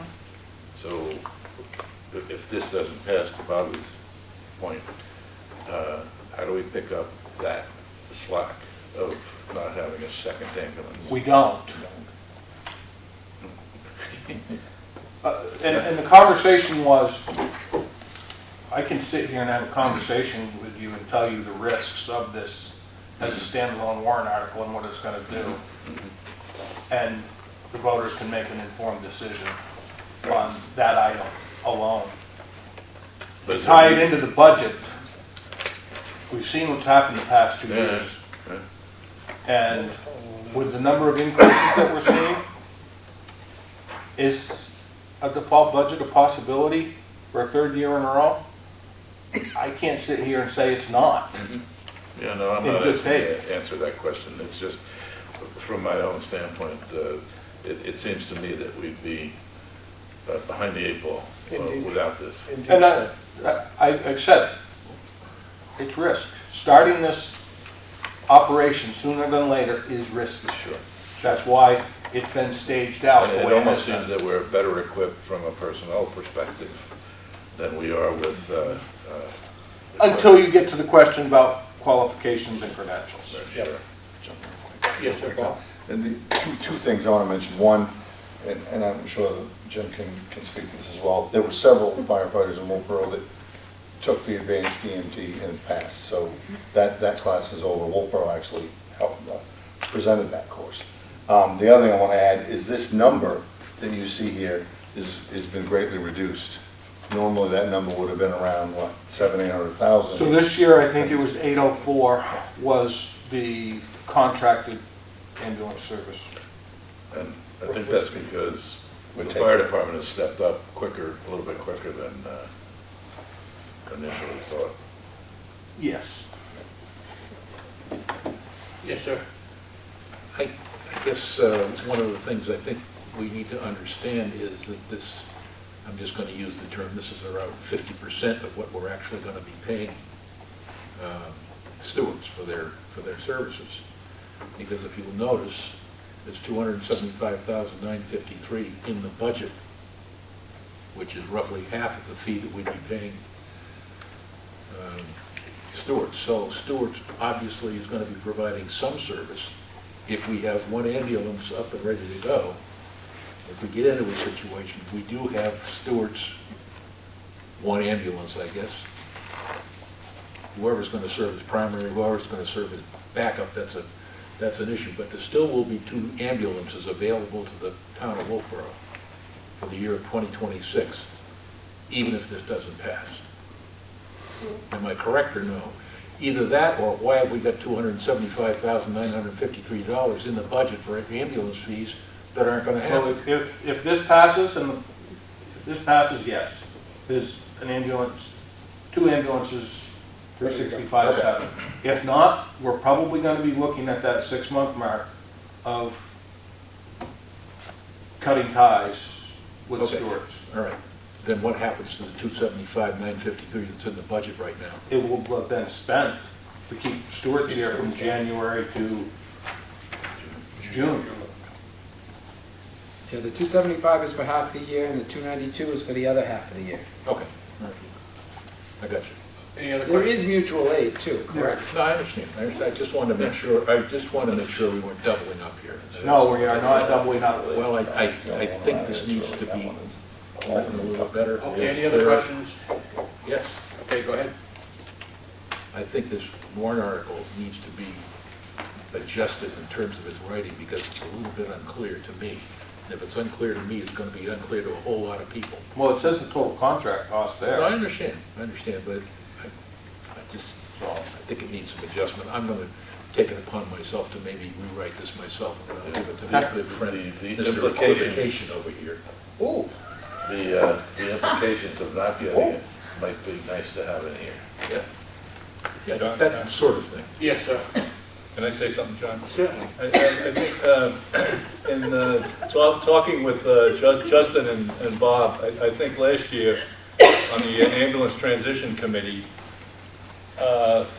we were discussing 2 ambulances going out at the same time. And I believe Chief Zadi told us that it doesn't happen that often.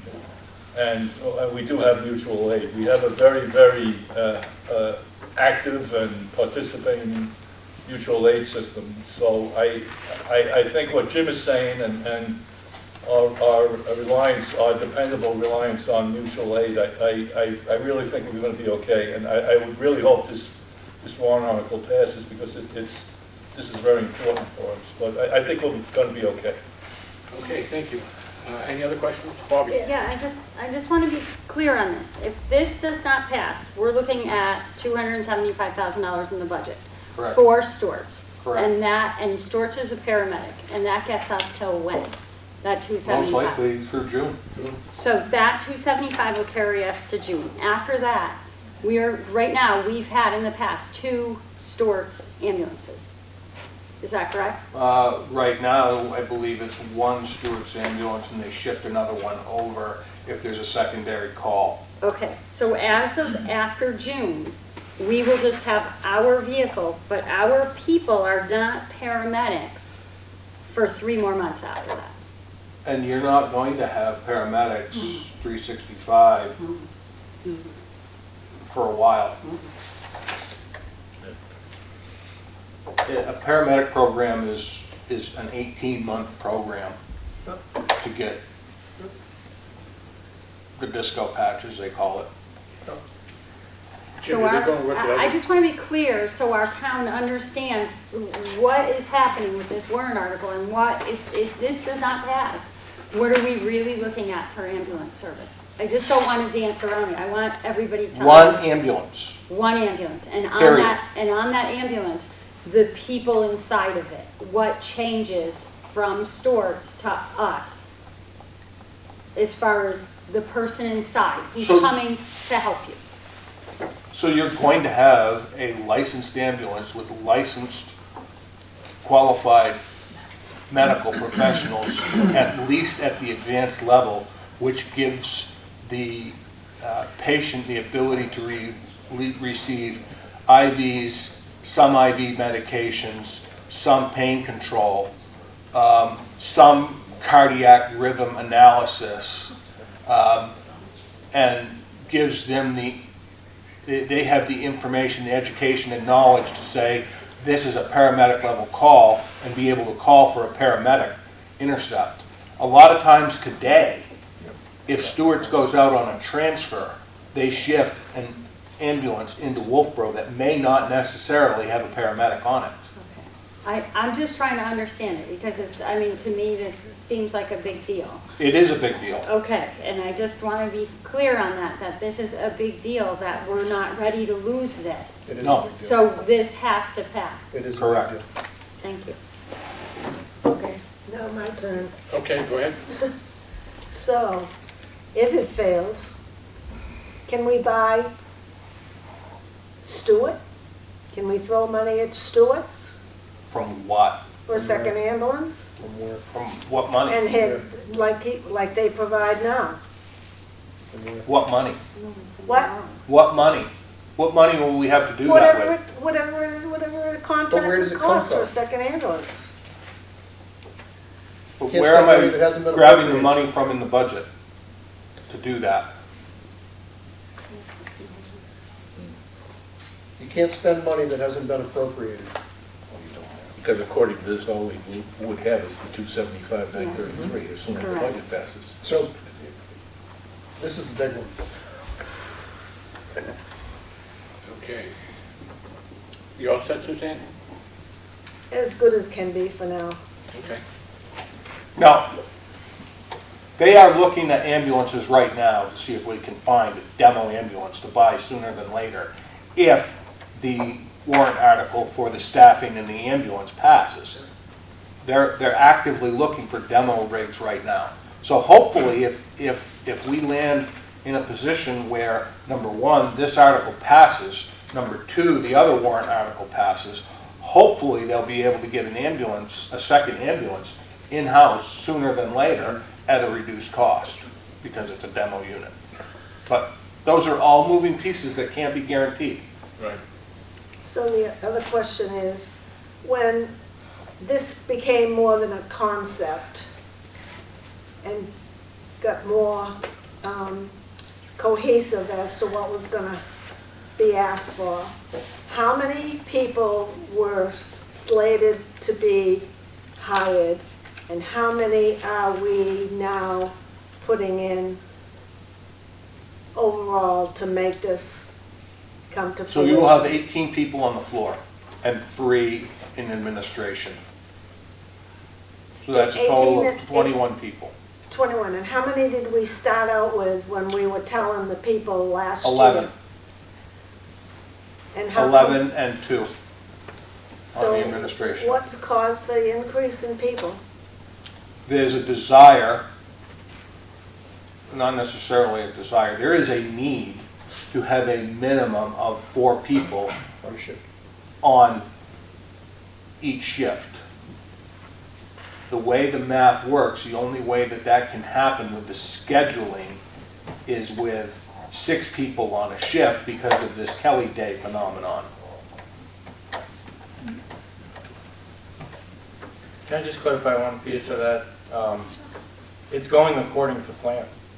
So the people that were the last year's warrant article are in place, and as of Monday, the Wolfeboro Fire Rescue Ambulance will be first due to medical calls. So the plan is going according to plan. This is just because of the default budget. There needs to be a little bit more towards keeping stewards around a little bit longer as we finish the transition. Well said. John? Yes, sir. One more quick thing. Suzanne, I went through this with the revaluation. If a warrant article fails, New Hampshire RSAs prohibit finding money somewhere else for the project that failed. Can't do it. No Yeah, means no. I understand that. It was my understanding that, and I don't know just how it was talked about or whatever, but that Stewart's, being a good company to have had in service for so many years, is willing to extend their time with Wolfeboro if we run into trouble. And that's what this warrant article But does. This warrant article keeps them with us another year, and they're gonna stay with us until we are up and running fully. But if the voters don't wanna have 2 ambulances in town, then they can shoot this down, but that's the worst thing that they could do to this town. They need to let our fire department transition in from 1 ambulance to 2 ambulances and give us paramedic care, which will happen by the beginning of 2027. This is the plan that we've talked about for 3 years now, with the same staffing that we've talked about for 2 years now, with the same timeline that we've talked about for 2 years now. And this has to happen. This is not a maybe. This is a do. Yeah. John, one more. Yes, sir. One more thing. Stewart's Ambulance, Suzanne, they offered to help us with this transition, but the owner clearly indicated to us that he did not want to do this anymore, and he also, in his initial letter to us, he recommended that we go to a fire-based ambulance service. I sat through all that last year. I Okay, remember so that. now, also, Bob Lohman asked him one time, what would you have to charge us if you wanted to stay with us? And he said a baseline price of 1.4 million. That's a baseline price, and then that's the starting price, and then we go up from there. We have looked at this many different ways, and after these 2 years of additional spending, we all feel confident that it's going to be cheaper to operate a fire-based ambulance service rather than a private ambulance service. Thanks, John. Thank you. Can I come Yes, in? Bobby. I guess my final question on this is, if this was not a warrant article and this amount of money was in the budget, and the budget is a default budget, you can move money over to that line item. Yep. But this amount being in this warrant article, if it fails, you can't move money over. It's the same thing with the police cruisers. So, And if the budget goes down, I'm not only not going to be able to find money to fund the ambulance, I'm not going to find money to fund staffing. Or the cruisers. So that answers the question. You'll find money. You'll find it. You'll have to find it. Or we shift. We shift. That's the only other solution, is we shift earlier than later. And I have said vehemently that is a risky proposition. Now, the other thing is, to your point, Bobby, paramedics, when are they coming on board? Yeah. If everything goes according to plan, the warrant article for staffing indicates hiring 4 more people. I am very hopeful that what we're doing with the collective bargaining agreement will be able to attract seasoned paramedics to come into Wolfeboro as opposed to go away from Wolfeboro. Okay. Hopeful. Okay. I just want this, I want to understand and I want the citizens Yeah. to understand where we're at, so, I mean, 'cause And I did ask the chief, and I believe he's reconvened the ad hoc committee because they did an outstanding job last year in selling this. And they're back on that bandwagon to get ready to start selling it again. I was just going to say, we are in the end stages of creating a presentation of all of the information, and we're going to be hosting a series of open houses to be able to answer questions and provide information about all of this very shortly. So, Okay, very good. Can we move on? Everyone all set? All right, let's move on to the sidewalks, Jim. Yeah, sidewalks. So there was a lot of discussion about what we were going to do with sidewalks. Were we going to put into a capital reserve fund? Were we going to put some into a capital reserve fund and cash? Were we going to do all capital reserve fund? Were we going to do all cash? The board landed on $75,000 in cash in 2026 for the purposes of doing some sidewalk repairs. Steve has a list of those downtown repairs which will be tied into the full presentation. The board saw an estimated tax rate impact, 2 cents per thousand of assessed valuation. Steve can answer any questions that you may have. I missed something. You said in the beginning about capital reserve fund? So there was a conversation whether or not we were going to put this into a capital reserve fund or not. Oh. It was decided not to because it would just get put in and taken back out. Yeah, check account, yeah, okay. Correct. Any other questions on the sidewalks? Seeing none, let's move on. Sewer pump stations. Wait, before you move on, I do have one Yep. question on Yes. that.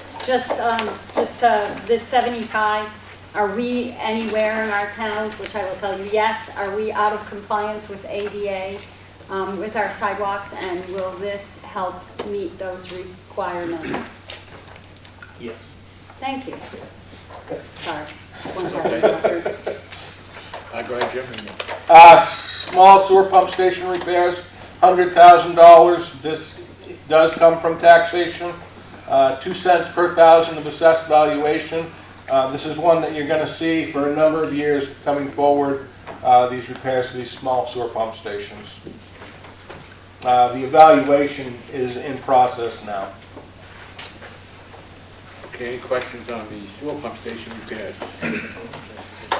Seeing none, let's move on to the wastewater treatment plant repairs and upgrades. So wastewater treatment plant, original ask was for $250. Board has brought this down to $175. Again, we're doing this in cash as opposed to a capital reserve appropriation, 4 cents per thousand of assessed valuation. Any questions on this one? Yeah, Yes, sir. so that, I'm looking at the front sheet that says wastewater treatment plant capital reserve fund for 175. Yep. But this says treatment plant repairs and upgrades. Is this 175 a contribution to the CRF? No, it's cash. Well, then I suggest on your front sheet, you not say it's the CRF contribution. 'Cause that's what I have. Okay. That's where I got confused. Yep, you're correct. Bobby? So $75,000 worth, what isn't getting repaired? So the discussion was moving a tractor out. Tractor out and Being able to use some of the existing capital reserve monies. So we do have a balance of capital reserve monies. We're going to delay the tractor. Okay, thank you. Any other questions? Seeing none, let's move on. Water treatment plant upgrades and repairs.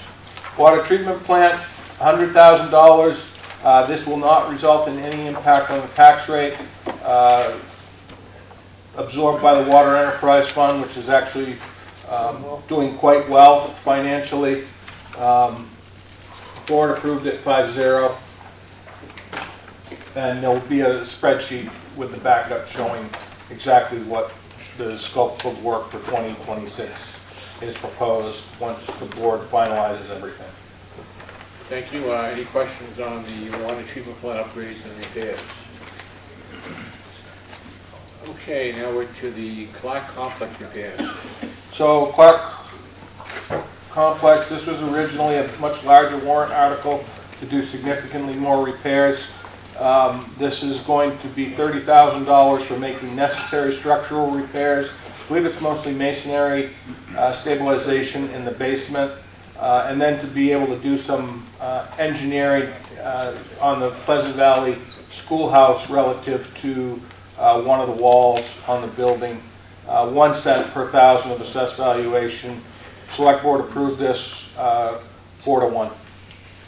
Question. Yes, sir. What was the original amount and what was cut out? It was 200,000+, and it had to do with additional work at the Pleasant Valley Schoolhouse. But it was determined that the scope of work for the Pleasant Valley Schoolhouse was not complete because it did not include that exterior wall and gable stabilization and repair. So there's more work that needs to be done to figure out that number. But we felt we had to do something, and this does stabilize the Clark House Museum. Well, just one quick observation, then we need to change that front sheet for the Clark Complex repairs from 200,000 to 30,000, is that correct? Yeah, is that what it said? Yep. I'm sorry if it does. That's definitely when I brought it across. My bad. Yeah. Okay. But the 1 cent impact is correct. Yeah, right. Thank you. Bobby? Just quickly, out of curiosity, that those buildings are leased. Has the Historical Society come forward to help in any way, or donations, or is there anything ongoing to help? So if I raise remember money? correctly, last year they did raise some funds. 17,000. 17,000 to perform that study, correct? Yes. Okay, any other questions? Just a dumb question. So when you do something like that, that's going to come back around? Oh yeah, this will come back with a more comprehensive project next year for the Pleasant Valley Schoolhouse. Okay. I'm hoping to do it a little bit different too. Instead of doing engineering and studying and other things, I'm hoping that we get 3 quotes from 3 local reputable contractors and do design builds to fix them. It's a very small building. It's a very small building. It's like fixing a garage. So we should be able to do that for less money using local contractors than going through an engineering study, an architectural study, and spending more money with a commercial builder. John? Yes, ma'am. Yeah, I agree with what Brian's trying to say, in that I think the town is engineering weary. And for something like this, the schoolhouse could be conceivably determined what needs to be done by a good carpenter or builder or somebody in town. And I see that word engineering and it just makes me turn off. How many studies do we do on every little thing when there are qualified people in town that can assist with stuff? And Let's just be clear about one item. Design build does not necessarily mean you're not engineering. I'm not even Design build is a concept where the person doing the engineering also is the firm that does the work. That's what design build means. I'm not even saying we should do that. How big is this building? Hey, if you want to hire a contractor and see if they want to come in and work on a public building without stamp plans, As long as they go get ahead. insurance. But this is going to be a decision for the Board of Selectmen. So we vote on this as written. And I see that word engineering and I just get turned off. That's just me. Okay, anything else for the Clark Complex repairs? Paul, do you have a question? No, it's just very much good. Okay, thank you. Thank you. Fossfield court repairs? so this is $50,000 for the tennis, pickleball, and basketball courts at Foss Field.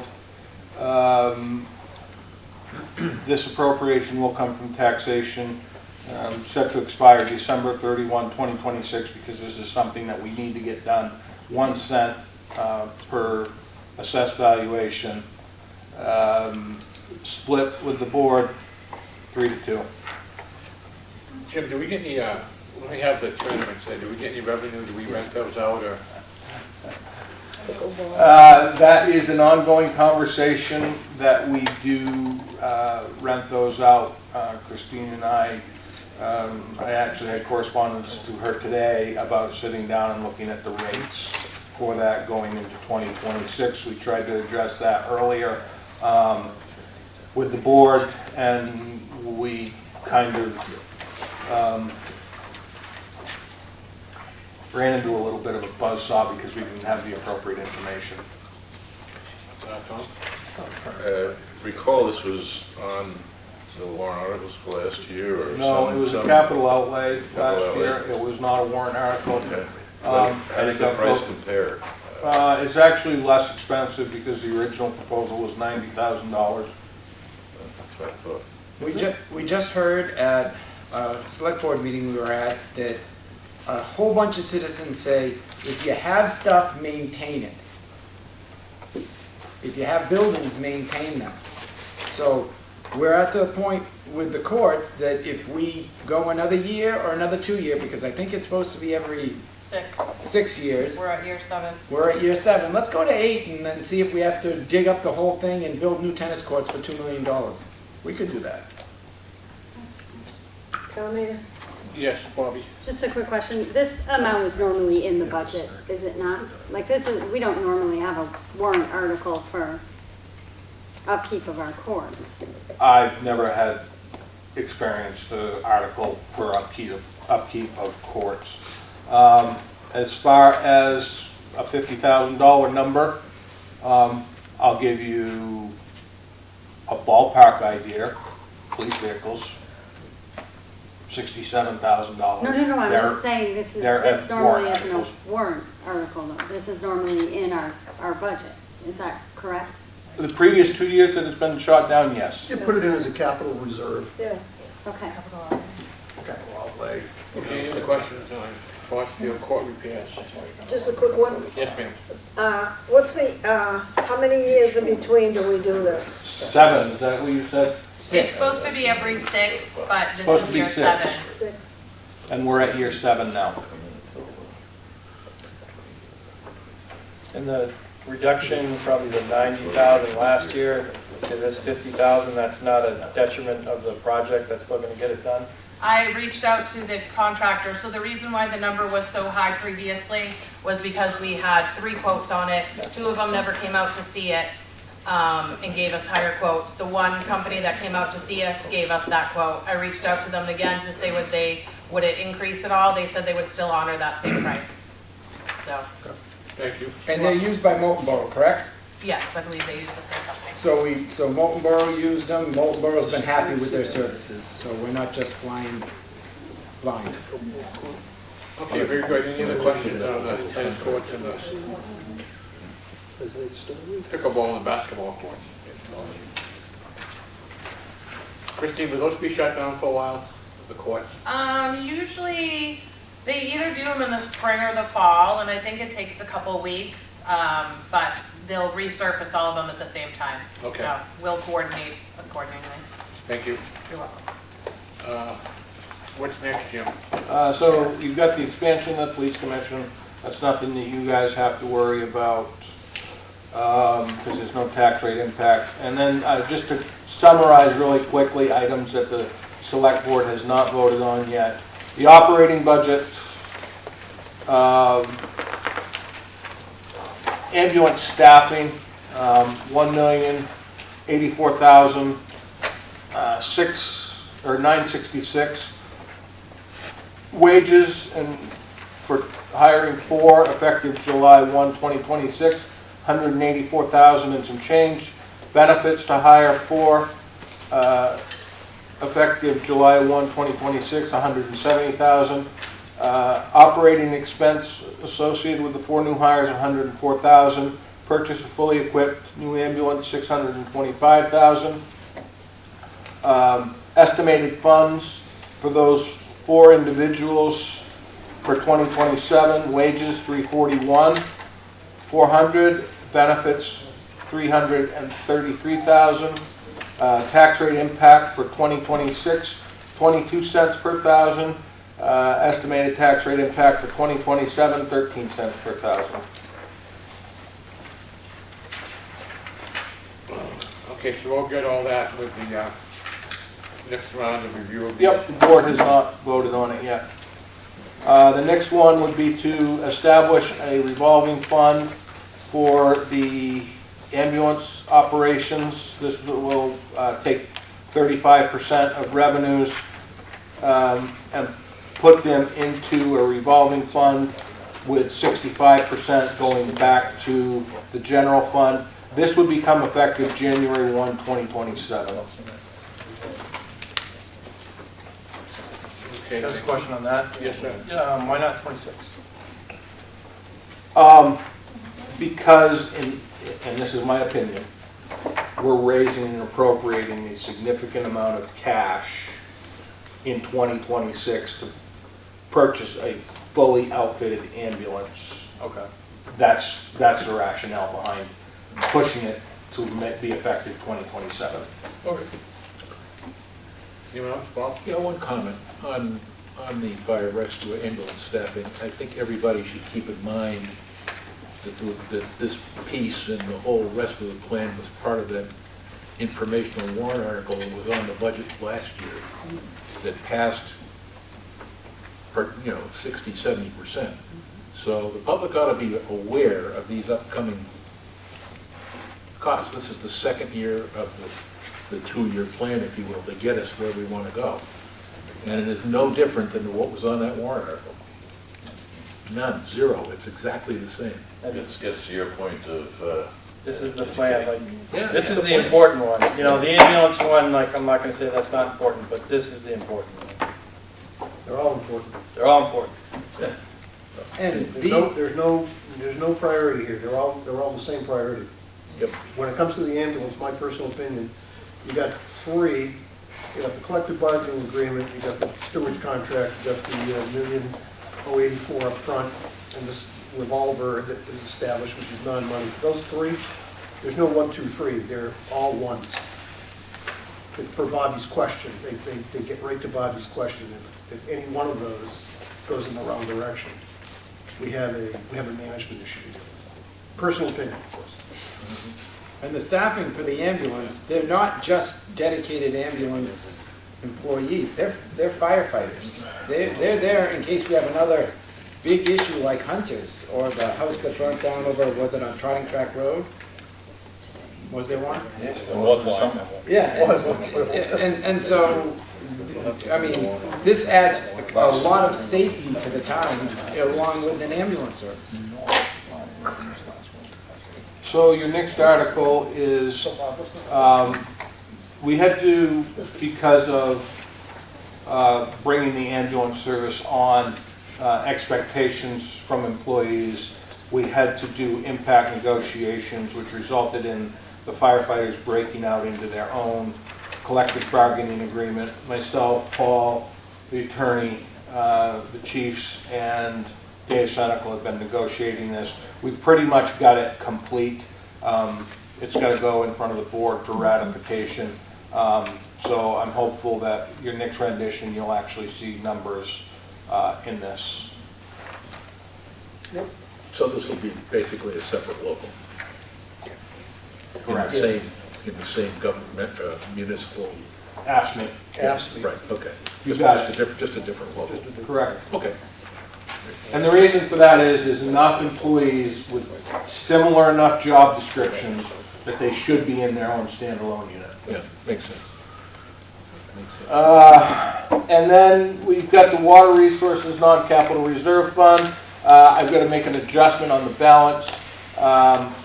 This has yet to be voted on by the select board. They tabled it. And then the police vehicles, The chief and I had done research. I've reached out to numerous leasing companies where all the leases are running 6.5%. So we're going to be going in front of the Board of Selectmen asking for an outright purchase of 2 police vehicles and utilizing $16,000 from the revolving fund. So there'll be an ask on the tax rate of $124,000, 3 cents per thousand of assessed valuation. Again, the board will be hearing that next Wednesday. And that's all of your warrant articles. There are, I know of a couple petitions that we've got in. To this point, none of them have a financial impact to this point. So what does that mean, petitions? There may be more warrant articles? Yes, so there could be a submission of a warrant article by 25 signatures of citizens, and there could be a financial impact. When is the cutoff? Huh? When is the cutoff on submission? Oh, God, I can't remember right off the top of my head. I think it's in the 3rd week in 21st? 3rd week in It's coming up. January. What that money is set aside. Jim? Suzanne? John, and Jim said there may be a couple more. We took a decision today that we're going to create a warrant article for the community center, Stuff like this? like a revolving account, so the money can go in and out. Okay. It's not a money warrant article per se, but we feel we have to do that, so that we keep track of the funds coming in, keep track of the funds going out, make sure that we're not using town funds to do something which was heretofore told that would be not on the town's dime. Was there another one we wanted to do, Jim? The Libby Docks. The Libby Docks. We got an ask by the charitable trust, whom you've talked to today, the charitable trust, to make sure that we didn't commingle the revenues coming in for the Libby Docks, where people buy, landing licenses, landing fees. It's a de minimis, pardon the word, Bob. It's a small amount of money, but we need to put it in there so that somebody can open it up and just see money's going in, money's going out. It's not going into, buy a new whatever. It's going to fix the Libby Docks, and that will satisfy the charitable trust unit. And just to be clear, those funds have been set aside in a standalone account, so they're not commingled. This will just break it out much clearer. Yeah, it just makes it clear. Okay, thank you, Paul and Jim. Anything else on the warrant article we need to talk about? Okay, let's move on to other business. Jim, do you think that the Board of Selectmen will have all warrant articles done by the 5th? I certainly hope they will. Okay. The only one that could be a hiccup, John, would be the collective bargaining agreement. And by statute, we've got a little bit more time with the collective bargaining agreement. But I'm hopeful. Sounds like there could be public. Right. You can't control that. No. Okay. Bobby? Just a question, I want to verify that on Monday, January 5th, where it says that we will have a final budget review. We'll have a chance to go through the budget and make adjustments and changes. Thank you. Yep. What about the estimated revenues to default budget? Do you want to kick that out to the 8th? The 8th is probably a better date. Okay. Let's do that. Let's kick that out to the 8th. We got the warrant articles, and then we'll do the final budget review, and that's where we go through the entire budget, make any adjustments up or down that the members may want to do. We've also got, let me see here, some personnel administration, executive, and patriotic purposes. The revisit on those. That's when we're talking about the money for the 250th anniversary. And we're going to move out estimated revenues default budget to the 8th. John, Yes, sir. I had, this thing might be outdated, the schedule I had. You had that stuff for January 5th. Was that moved out? That's gonna be moved out, yes, sir. It's going to be moved to the 8th? Yes. Oh, okay, thank you. Yeah. We'll hope to get it to you for the 5th for an 8th discussion. We hope so. Okay. We're getting there. Yeah. No, there still is a fifth meeting. Yes. So your current schedules on, your current schedule reflects January 8th as the budget presentation discussion. That will be moved to January 12th. Say that again, please, I'm sorry. Currently, January 8th is the budget presentation discussion, and that is getting moved to January 12th. And the 5th stays the same. No, the 5th, estimated revenues and default budget is getting moved to January 8th. And then currently, the budget presentation that is scheduled for January 8th is getting bumped to January 12th. I have a question on that. Yes. Why can we not do all of them on the 5th? I mean, on the 8th? What is the concern about not being able to do all of that on the 8th? We don't have a full member. We're going to have a missing member on the 8th that would like to participate in the discussion. You're going to have a missing member on the 5th, Monday. Yes, and you won't be here on Monday. So do we not need to make a motion to change that? It's just a schedule. We have not typically, I mean, it's up to you guys. We don't typically make motion to change the schedule. What is scheduled to happen on the 5th? What is scheduled is warrant articles, final budget review, estimated revenues, default budget, and then we have 2 revisits, the personnel administration, which is the health and insurance, and then the either executive or patriotic purpose, it's the 250th. So John was recommending that we move estimated revenues and default to the 8th. Do you think that personnel administration figures would be ready by the 5th, or should we move that as well to the 8th? I think I will make it ready. I'll make it ready. I'd like to add the budget presentation. It's a big number. On the 8th also. That gives us some extra time to present into the agreement of the committee to what we're going to do. That's okay, we can move that to the 8th. But he can attend it. Justin? Yeah, Couldn't attend the 8th. I cannot attend the 8th. Correct. So- That's why we moved that to the 12th. Is like the 7th open? You can't be here when? On the 8th. And I can't be here on the 5th. 5th. That's why. So there's no meeting here on the 5th, right? Yes. Yes, No, there we're is. meeting on the 5th. We've just taken a couple of pieces. And the 7th is select board meeting. We don't have enough time. Hey, what's on the 6th? Our open days. Not that I know of. Can we move the 5th to the 6th? So then do we need an extra date? There's a question back. Okay, so we might need. Can we move the 5th to the 6th and move the 8th to the 12th? No, this is September. We've got to check what I the need to time look at frame the is. schedule. We as a committee decided that She's looking these- at the schedule. But we as a committee decided these were our dates back in September. I If know, we but if start- they have to be amended, they have to be amended. But we're talking about one member not showing up, and now we're gonna move our dates around. No, we're talking about another member not showing up. 2 members on different days. What, January 6th? Okay, January 6th. One member on one date and one member on the other. But then how So does that January- affect all the other January members? 6th. I mean, who filled in their calendar appropriately from September? It just Well, I made it known in the beginning I could not be here on Monday. No, I'm not saying that, I just think if we're Everyone, starting to just get rid of the tone it fifth. down a little bit while we figure this out, please. Thank you. I just have to find the Facebook agreement while it's taken. Okay, we've got to check and see what we've got for available space to use.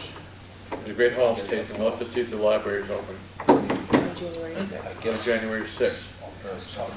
Definitely plan on the 5th. And definitely plan on, I'll just look into it. okay. Okay, thanks. We'll get this info back out to you in an email in about a day or so. Thank you. I'm confused.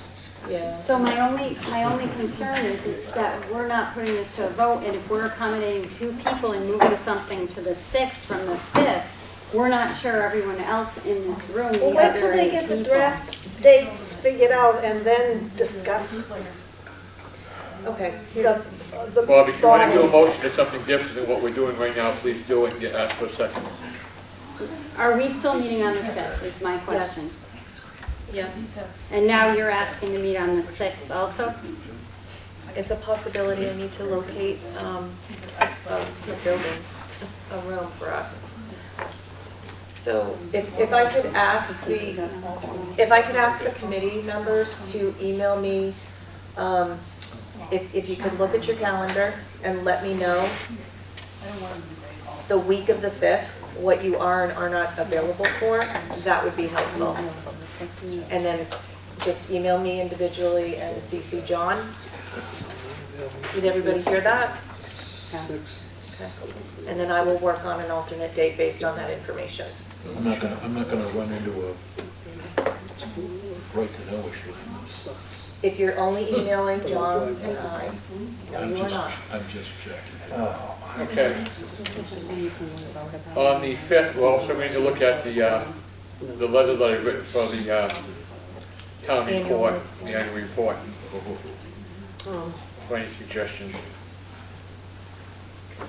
That'll have to be on the 5th because it's due on the 7th? 9th.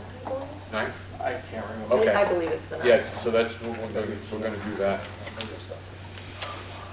Okay, any other questions about what's going on? I just have, can I ask, do you folks know if Pat's in this week, Pat Waterman? I gotta get sworn in. I think she's, There today, but. Something about a I wedding. think she's I gonna. think she's gone tomorrow. I don't know if she's planning on being in Friday or not. Can the deputy? The deputy can do it. Mm-hmm. Maybe. I can find out and email you. Okay, thank you, Jim. I'm gonna try first thing tomorrow. Well, maybe not first thing. I'm gonna try. No, deputy can't do it. Thank you. I'll see if I can contact Hal and get his book for you, his budget book. I have an extra book. You do have an, okay, great. Okay, any other business? I have, Yes, ma'am. I just have the total that Bobby was asking on the Upwillan advertising. Okay. Year to date, we're at 45,600.